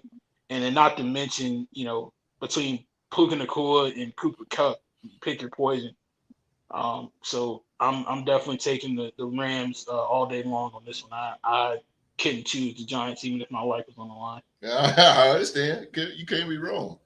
But again, you gotta look at it like hey. Free my boy Darren Waller though. Free my boy. Oh yeah. Free him. Yeah, God, he blew it. Well, it wasn't his fault. It was Tyrod. He blew it against Philly. He didn't throw the ball at that good enough. Yeah, he threw it just a little longer. There's nobody downfield. Yeah, that was the right play. Oh, he called a good one, bro. And he threw that would have been Derek Carr. That would have been touchdown. Yeah, that would have been. Oh, here we go. Hell, that would have been Kirk Cousins. You might well get a Derek Carr tattoo on your shoulder, but I actually thought about it, Q-Dog. You need to do that, man. I mean, you talking about that man so much. He gone. He ain't coming back. You might well put a tattoo on your shoulder. I don't know, man. GC can't get him out of town quick enough. So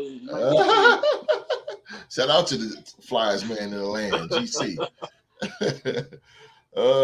Next game, we got a bird fight here. We have a bird fight next game. The Arizona Cardinals, they go to Lincoln Financial to take on the Philadelphia Eagles here. Eagles. Not even wasting no time with it. Eagles, sheer desperation. They know the Cowboys are on their back. The division is right there in the grasp. Give me Philly. They're going to get it together against, I ain't going to say worthless, but meaningfulless Arizona Cardinals. OG? Man, like I said again, these teams now that's playing for pride and coming out with their chests out. They seen the game they seen the game Christmas Day. They see how the Giants played them. I mean, again, what I said about the Eagles, man, that you can play with them. You can play with them. You can. You have the opportunity. They don't win by much. How many win by last week? 8. 8 points. I mean, that's a touchdown. A 2-point conversion. Mm-hmm. That being said, the Eagles going to give you a chance to win this game. Mm-hmm. but I just don't see the Arizona having any mustard to edge them out. No catch up. But yeah, but I see them. They're gonna play them good. But the Eagles got to get themselves together.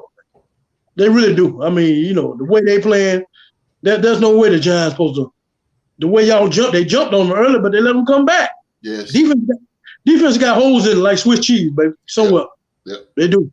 Yep. And so they're gonna let Arizona back in, just like they let all these other teams back in. But Arizona ain't got the mustard to edge it out. So I'm gonna take the Eagles. Eagles it is. Eagles it is. Missed the episode. I'm about to be completely petty. Philly G, I hope you're still here and can hear the sound of my voice right now. I am taking, with all the confidence in the world, I'm taking Heisman Trophy winning quarterback from the University of Oklahoma, Kyler Murray, and the Cardinals to get the upset over the biggest piece of fool's gold I've seen in the last 10 years in the NFL. Like how in the hell, as a team, do you have one of the best offensive and one of the best defensive lines in all of professional football, and you can't dominate a freaking team? The Washington Commanders nearly beat you twice. You nearly lost to the Giants. You lost to the freaking Jets, man. Come on, bro. And y'all supposed to be Super Bowl contenders, going back-to-back Super Bowls for the first time since the Patriots and the Bills. Man, get out of here with that mess, man. Y'all former defensive coordinator is coming home to play his former team that he used to coach. And as we said all season, I don't know what they was putting in the Kool-Aid, but all that grit, all that hunger, all that determination, all that will to get gangster left out of Philadelphia in the offseason and got split between Indianapolis and Arizona. I think McBride goes off.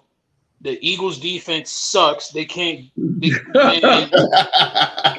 guard anybody to save their lives. Kyler Murray runs all over them. Terrible. That defense is terrible. And, I mean, with all due respect, and this is no shot at Q-Dog, but y'all was up by 4 freaking possessions at halftime and nearly let that team come back on y'all. Any dominant team would have slammed the door shut on them fools. It wouldn't even been a game after the second half. Like, bro, I know, man.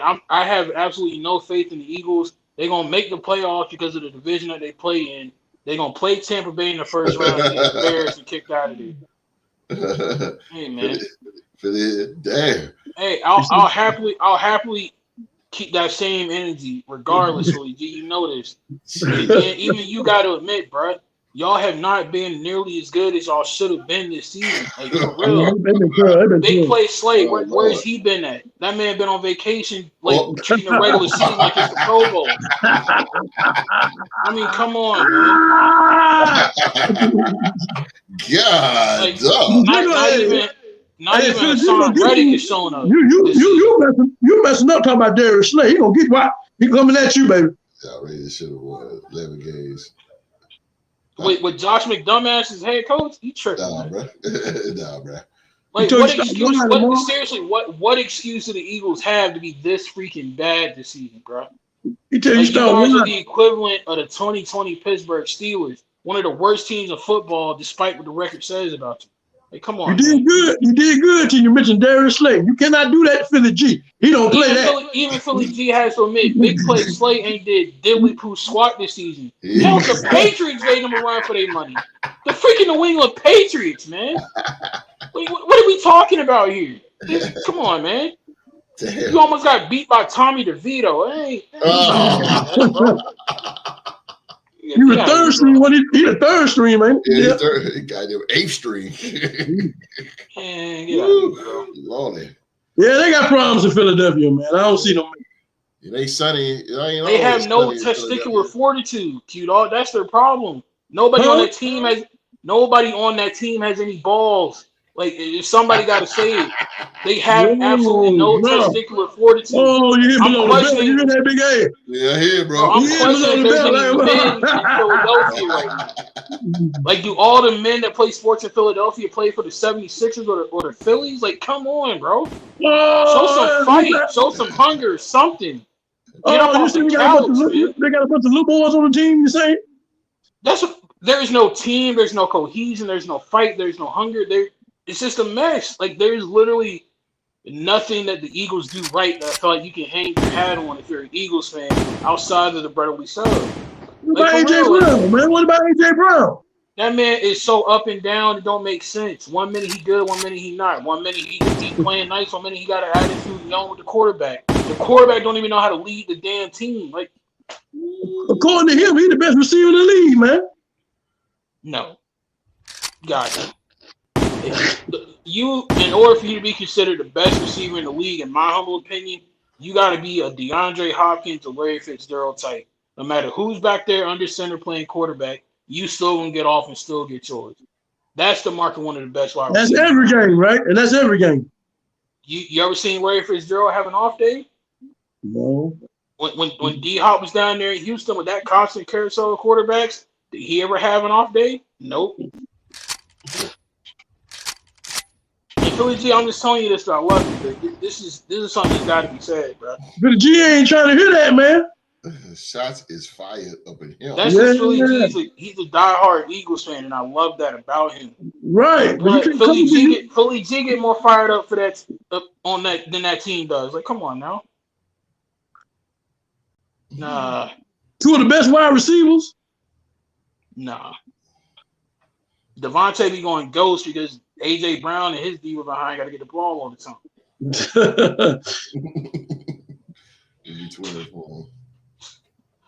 All right, bro.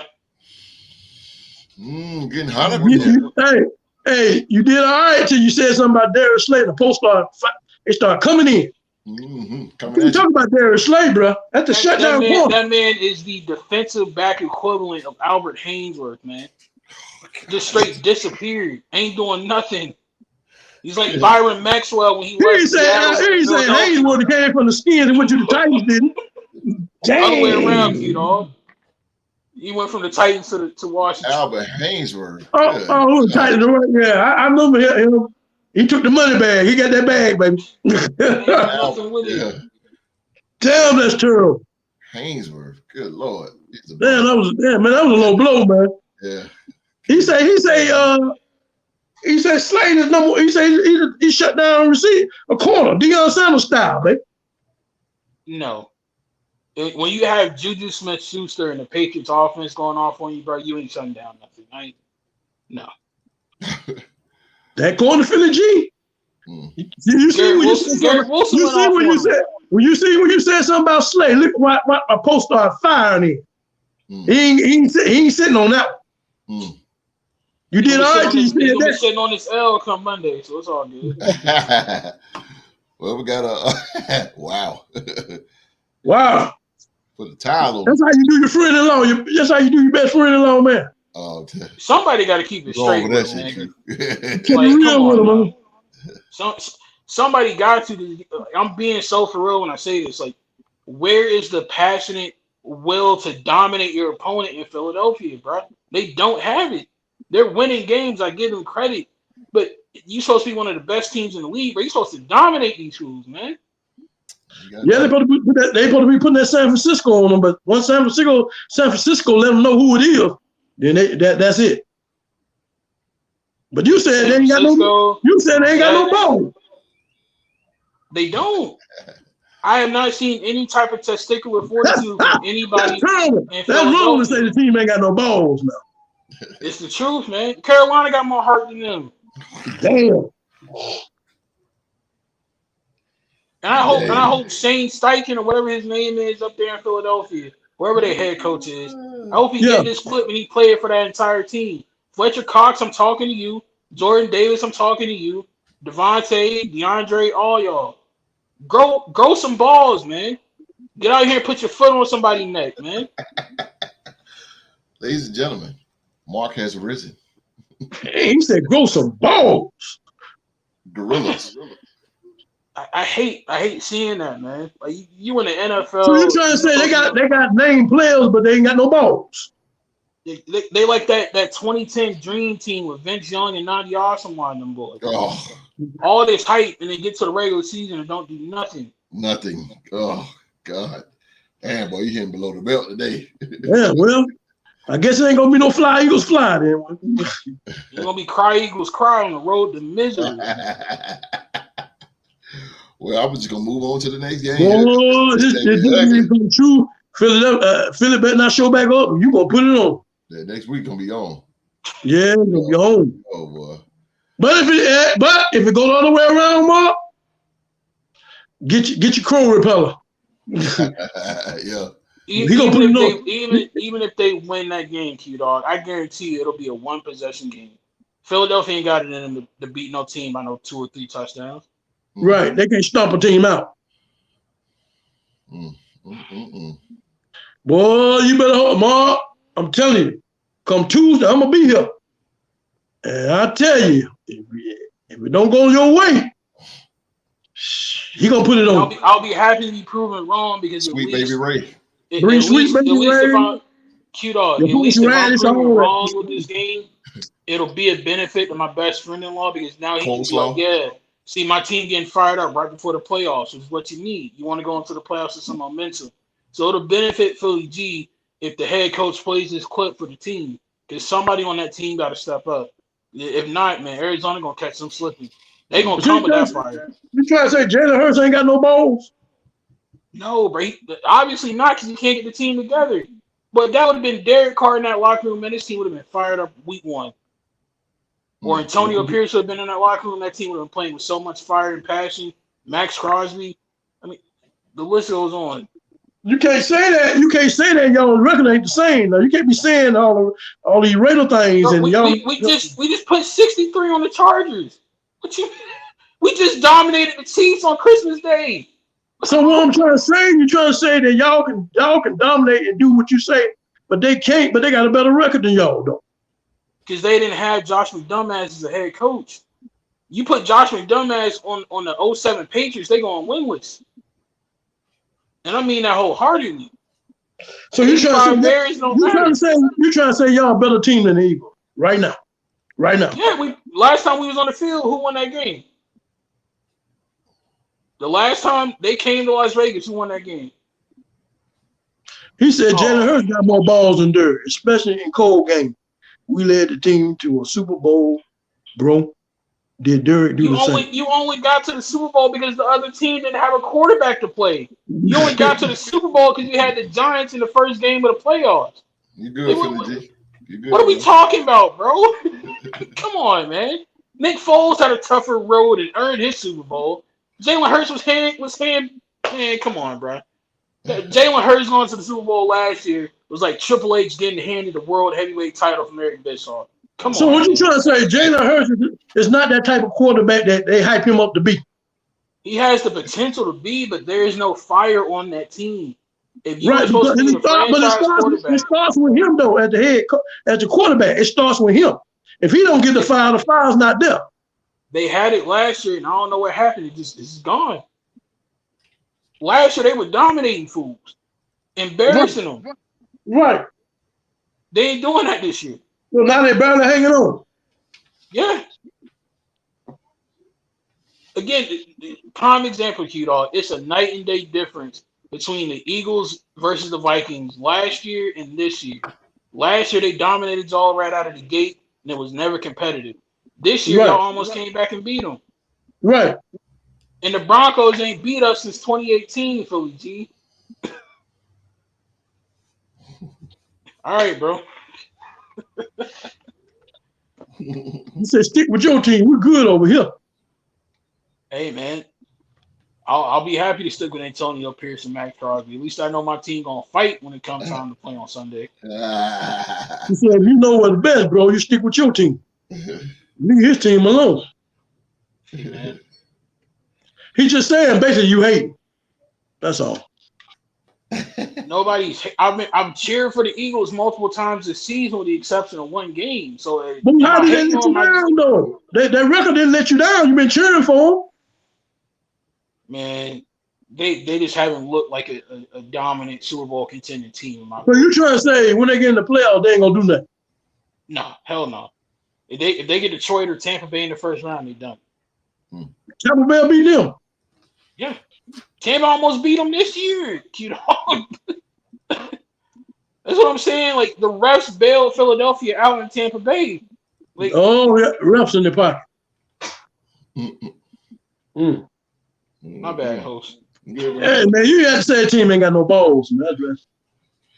We'll move on. I don't think I can take that without Philly G. We'll move on there. Move on. Yeah, boy. Where we at here? Next game we have wow. NFC South Division game. The New Orleans Saints go to Raymond James Stadium to take on the Tampa Bay Buccaneers. Come on, Mark, since you're real hot. Yeah. The Bucs win this game. Baker continues his Pro Bowl season, and they win the division. I got Tampa Bay 27-10. Okay. OG. Well, I'm out to finally admit, man, Baker Mayfield, man, he the truth. I've been watching him. I've been watching some of the games he's been playing. He stayed competitive. He got a little fight in him. This team right here is pretty tough. You know, the Saints ain't got enough for these teams right here. They're too resilient. They'll win. They'll win this game. It'll be a tough team out, so they'll win this game. I'm going with the Buccaneers. All right, I'm going to go with the Buccaneers too. Saints just up and down, wishy-washy, man. You got to give it to Baker Mayfield. I mean, he's playing great ball. You can see the chemistry is starting to get there with him and Mike Evans. Yeah, give me Tampa. Tampa wins the division tomorrow. They win the division, and they go on the playoffs, man. So why not? And look like Tampa has found their quarterback. So Tampa Bay Buccaneers it is for me. Pay the man, too. Pay the man while you're there. Tampa only scored 11 points. He said Tampa only scored 11 points. Stop crying, Mark. The next game we have it's no division. The San Francisco 49ers. They go to FedEx Field to take on the Washington Commanders. No brainer. 49ers. I'm not going to even get into that. OG? Yeah, I'm going to go 49ers. We ain't going to waste no time on this one. Yeah, I ain't wasting no time on it. Mark? This is a trap game. Big time. If San Francisco is not careful, they will be had. Washington decided to make the change, and they're starting Jacoby Brissett this weekend. The last couple of weeks, they've been down incredibly big, and they put Jacoby in that game, and they almost rallied back to beat a couple of really good teams. I hope Chase Young shows up and shows out going up against the team that traded him. I do. I hope Brock Purdy continues to do his thing. I'm gonna say bang bang Niner gang, especially what they did to Philadelphia earlier this season. Shout out Philly G. But they better not sleep on this game, because they can be had if they let Washington stick around in this game. Because Jacoby Brissett then lit a spark under that team. And that's Philly G proved why I mentioned it's a trap game. You got Washington. I don't think it'll be no landslide. If anybody has the ability to win in a landslide, it's definitely San Fran. But again, when you're looking at Washington thinking, this already win, go ahead and chalk it up in the W column. Let's look ahead to the LA. I'm telling you, if they don't have their ducks in a row, if they don't come prepared, Washington can sneak up and get them. I agree with that. I could definitely agree with that. That last game, these last two is really, really critical, because you got spoilers that's out here. This team is not making it.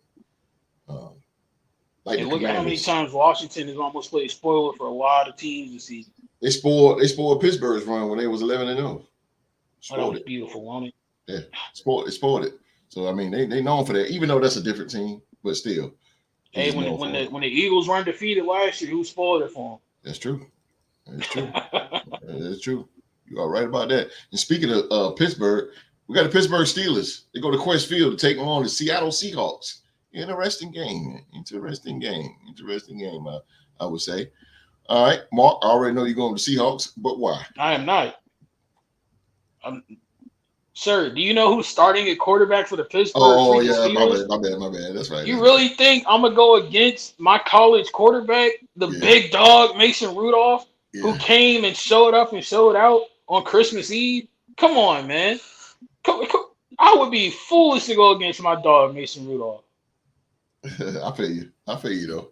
Yeah, I'm taking Pittsburgh by 50. I want Mason to. I'm serious. I want Mason to prove once and for all why the Steelers should have been starting him, should have been giving him a chance, and showing why he can be the future of that franchise. So until Mason is no longer a Steeler, as long as he in that starting lineup, I'm the biggest Steeler fan this side of Deuce. Wow. Okay. OG. Uh, Yeah. I tell you, Pittsburgh been playing pretty good. Seattle is kind of like, I just don't know about them. They can be competitive, but sometimes they lose games and they don't really show play like a championship team. Yeah. Uh, I need for this win to be Pittsburgh. I'm gonna take Pittsburgh. I need this win to put us back in the playoff contention. So I'm gonna take Pittsburgh on this. Pittsburgh it is for the OG. Pittsburgh it is. I'm gonna be the oddball out of this one, man. I'm gonna go Seattle. Seattle's hanging on that wild card, sheer desperation. This is in their house. This is where we need to hit a 12 man. I believe confident in. I think this should be definitely a DK Metcalf type of game, and Gino comes back. I believe. Yeah, give me Seattle on this one. Seattle Seahawks, keeping that last playoff spot alive. All right, AFC West division game. The Chargers of Los Angeles, they go to Mile High Stadium to take on the Denver Broncos, a dysfunctional Denver Broncos. We'll talk about that Tuesday. But Q, the Bolts or the Broncos? This is another divisional game. Mm-hmm. We know Jarrett Stidham starter. We know Denver got embarrassed by the Lions, and we know what went on with that. But I think they play differently. They as far as being handled by the Lions, they come back to play the type of ball they normally play. So it'll be a tough game, but I think Denver wins because of division. Denver it is. I'm gonna roll with the Chargers. You know, your house is not happy or dysfunctional. Things tend to go rapidly, all over the place. The Chargers just missing a quarterback. Khalil Mack is still there, one of the top leaders in sacks in the NFL. Khalil Mack is still there. And this Chargers guy, what's his name again? Stick. Yeah, Steak. Oh, Steak. I think he got enough. He got some fire in him, and he does that. He got some fire in him. I'm gonna roll with the Chargers. I don't know. I like Jarrett. I don't know. I might change this. I like Jarrett Stidham too. I really like Jarrett Stidham.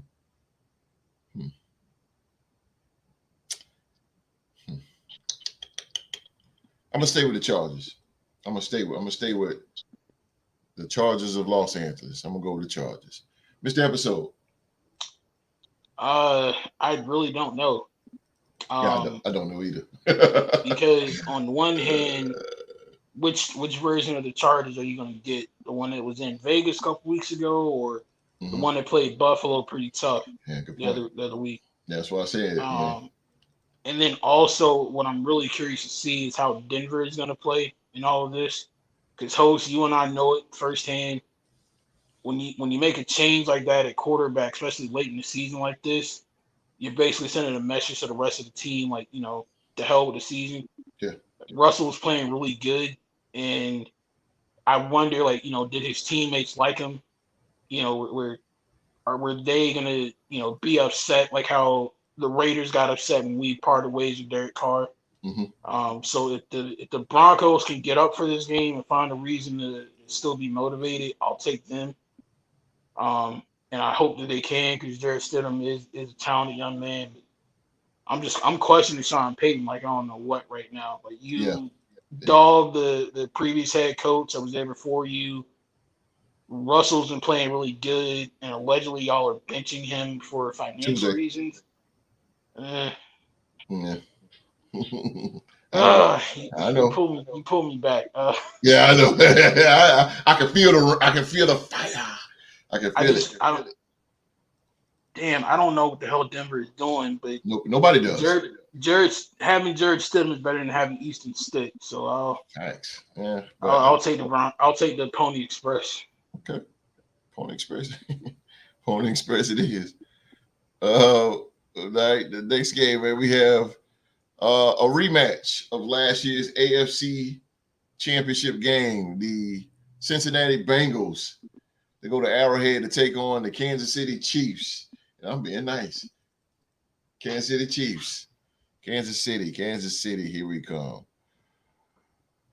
Damn, I gotta pick. God, I'm Andy Reid. That's all I'm gonna say. Mark. Who they? Okay. The formula is simple.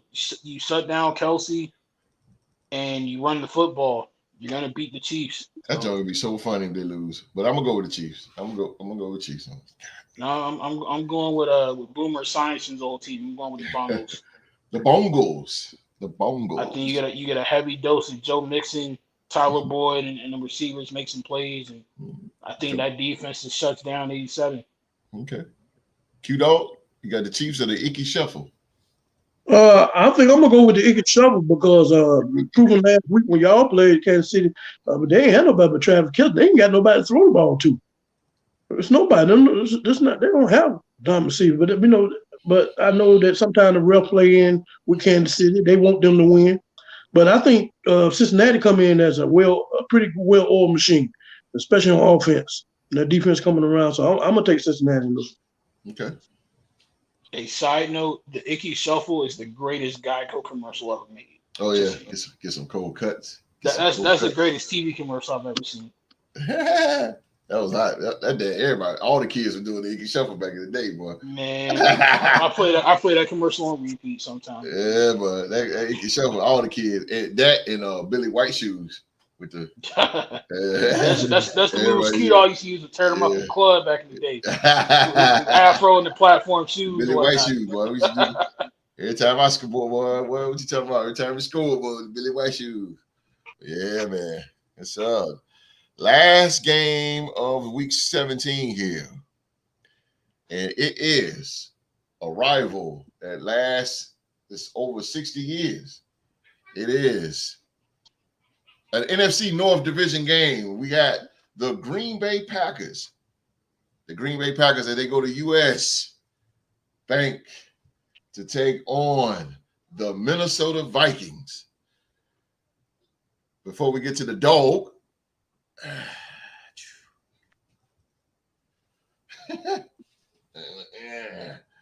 we got the Vikings or the Packers. This is more. You looking for your wife, baby? I see you, boy. I see you peeking. You know she got the ear on the door. Listen, like a old dog, huh? What? This is tough, man. This is the tough one. This is the division game. Two teams that cannot really stand each other. This rivalry is so prestigious with these two. Both of them had the great Brett Favre.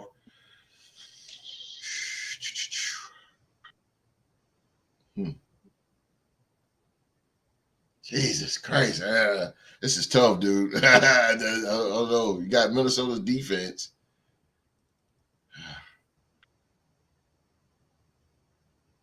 I might have to go with Green Bay. I might have to go with the Bay. I might have to go to the Bay.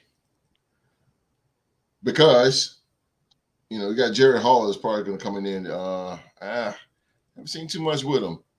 I don't know. This is tough, bro. Like, this is a tough game. But I'm Green Bay probably edge out though. They'll edge out. And I'm really on the fence with this. Because Jordan Love is up and down. He's an up and down quarterback for right now, but this could be his down or this could be his up. But I like Danielle Hunter. I'm gonna go with Green Bay. I'm gonna shut up. Green Bay it is. Mark. Wow. You know, one of the teams in this game, they walked out of Vegas. They cheated the card dealer and barely won. They won a game against an unknown opponent, 3-0, and they haven't won a game since. They were better off when Justin Jefferson wasn't on the field playing for them than they have been with him on the field this season. The record is what it is, Q-Dog. So Justin Jefferson starting, I'm taking the opposing team. So give me a heavy dose of A.J. Dillon, Rashawn Gary, and Jordan Love. I'm kind of concerned that Jair Alexander ain't going to be playing in this game, right? Especially after what he did last week in Carolina. It's dumb. Dumb. But yeah, I'm gonna take Matt LaFleur and the mean green cheesehead machine to add another L to the Vikings because, as you guys know, you can't spell skull without the L, baby. All right, Packers it is for Mr. Episode. Now, Q-Dog, your arch nemesis here. You've been seeing this rival for years and years and years and years. Here we go. Green Bay, center stage, primetime TV. Green Bay Packers, Minnesota Vikings, your Minnesota Vikings. What is the game plan to defeat and knock off out of the playoffs or playoff attention the Green Bay Packers? Well, I'm glad the biggest thing that we went and did and we corrected is that it started Jaren Hall. That has to happen. Nick Muller's 672 game, that won't do it. I don't care how good the offense. He threw for 400 yards, but those 4 interceptions, man, that just ain't gonna make it. You give them team when you're doing interceptions and you you're giving teams opportunity. Mm-hmm. And we've been bad with turnovers all year long. And so now we plug in Jaren Hall, and I promise you, as you watch this game, you will see the liking of Teddy Bridgewater. Mm-hmm. When I'm saying Teddy Bridgewater, because this man right here will not lose the game. He's not going to woo you. He's not going to woo you up and down the field, but he will be a game manager. He's known for that. And that's what we need. We just need somebody to manage the game, no turnovers, and get the ball to the playmakers. And that's what we want. We want the Kirk Cousins effect before he left. And we haven't been getting it. With these Dobbs and with these interceptions, they've been killers. Mm-hmm. So, but we still managed to play in games, and all our games been close. That's how we get down. But now that you got Jaren Hall in, it's gonna play. It be the Teddy Bridgewater effect. A shout out to Teddy Bridgewater. He retired, and he'll always be a Viking in my heart and a favorite in NFL fans. But to look at this game, all we got to do is without Zaire Alexander in the secondary, this definitely gonna be a Justin Jefferson eat 'em up day. I don't know if Addison is playing. I don't know. I know his ankle was day to day, so I don't know if he's playing. T.J. Hawkinson, we took a major blow. Spread it, getting stuff down the middle of the field. He was on a Pro Bowl. He was on a Pro Bowl year. See, they got that Pro Bowl again.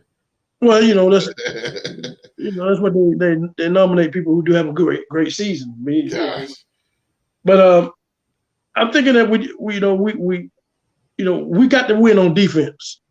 Yeah. I mean, we're going to score points. We're going to do things. We're still going to score points without T.J. Hawkinson, get Addison, and we got players. We got Osborne in there. We got to get that running game together with Chandler and Addison and your boy. But I think it all comes down to turnovers. We got to kill that. I think Joe Hall will kill the turnover. He's not a turnover quarterback. I did my little research on him. He will manage the game. He knows that. And he's not going to be erratic with the ball. So thank God for that. And I'm not expecting him to woo us up and downfield. But I just want him to manage the game. 0 turnovers if you can. 0. And with that, not giving team the opportunity to play, to stay with us or get ahead of us with these turnovers. It's been killing us all year long. And last week was just pathetic. He was just that dude, man. I mean, he killed us. But that being said, that's how we're gonna win that game with Jaron Hall having ball control, no turnovers. We just play the game, and the defense. Brian Flores, tightening that defense up, and so we should be victorious. Rattle the quarterback's cage a little bit. He's been doing pretty good, but Brian Flores, we should show him a little something, a little mixture of something, and confuse him a little bit. And we should come victorious in this game. It's a rivalry, so we don't like each other. So, but it won't be a blowout. But we should edge this game out if we don't turn the ball over. All right. Well, that's all that is the predictions for Week 17. One of us is going to walk away king of predictions for Week 17. Man, it could be me, it could be the dog, or it could be Mr. Episode. Find out this Tuesday, right here on the Real the Sports Podcast. I didn't do this, and I should have done this. I'm sorry, but got to pay some bills real quick. So you guys just stay with us for 1 minute as I show some love to all my sponsors out there.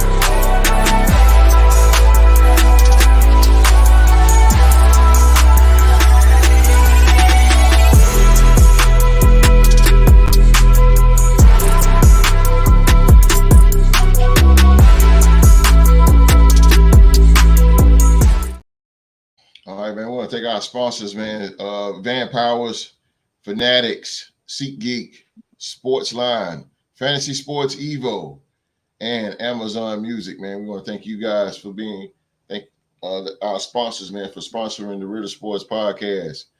Real quick, man, if you guys are looking to buy jerseys for your team, jerseys, hats, gloves, shoes, socks, underwear, whatever it is for your team, man, go to Fanatics. And if you go to Fanatics, man, you get a clearance sale up to 70% off.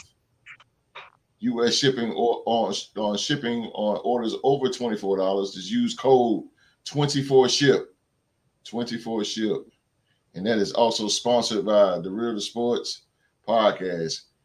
If you click on the links below in the description box, right up under this video, and click on Fanatics, use that code, that promo code right there, man, and get you 70% off on all your jerseys, hats, gloves, whatever, you name it, from your NBA, NFL, MLB, hockey, whatever, college, any other team, man. Use that promo code at the bottom of your screen in the description box below and all the other links as well.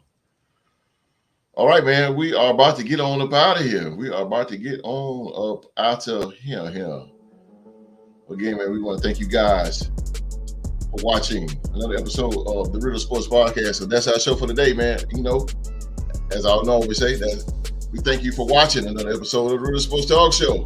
Please remember to give us small folk thumbs up, man. And if you think that this is a cool show and that you can watch this for a whole hour, sometimes a little extra, even and give your opinions and get your opinions heard, man. If this is the show for you, hit that thumbs up. Hit that thumbs up for us. And if you really love us and you really think we some cool guys, man, hit that subscribe button. Turn on that bell for all notifications, man. And also join the R2 family. Join the R2 family, man. All right, we're gonna get up out of here. This episode.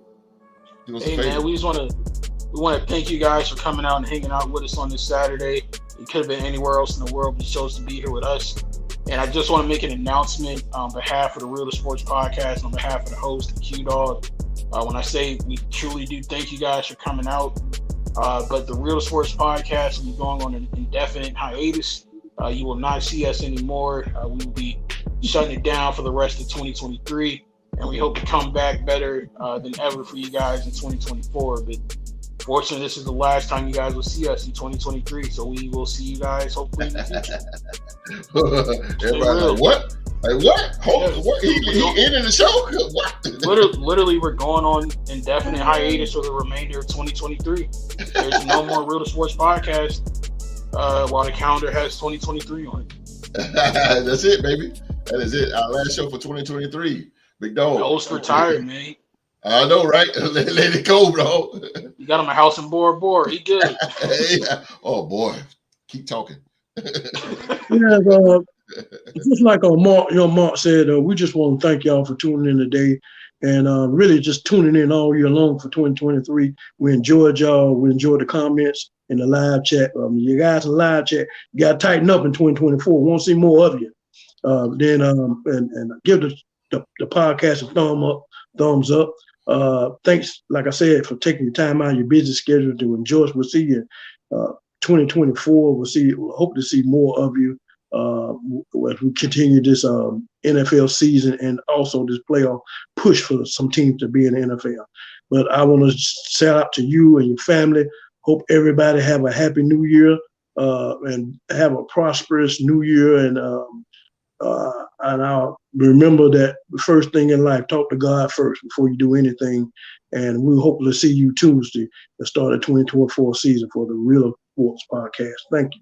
Yes, sir. Yes, sir. You heard the man. 2024 is around the corner. And also, before I get out of here again, man, I want to thank Vampires, Fanatic, SeatGeek, Sportsline, Fantasy Sports Evo, and Amazon Music for being sponsors of the Real Sports Podcast, man. And like the OG said, man, we are back in the building. We will be back in the building for the first time in 2024. This Tuesday at 7 p.m., man, we will have all the scores from around week 17 and more NFL football talk for you guys, man. So the Real Sports Park, and also we will have the Real Sports Podcast MVP, Deuce. He'll be back in the building. So come on back this Tuesday at 7 p.m. We got sports to talk about right here on the Real Sports Podcast, man. You know the saying, man. Believe in your team, but most importantly, believe in yourself, because you can do anything and everything. You just got to apply a little work to it. Everybody around the world, be safe and stay safe, man, and have a happy new year. See you in 24. Down, up.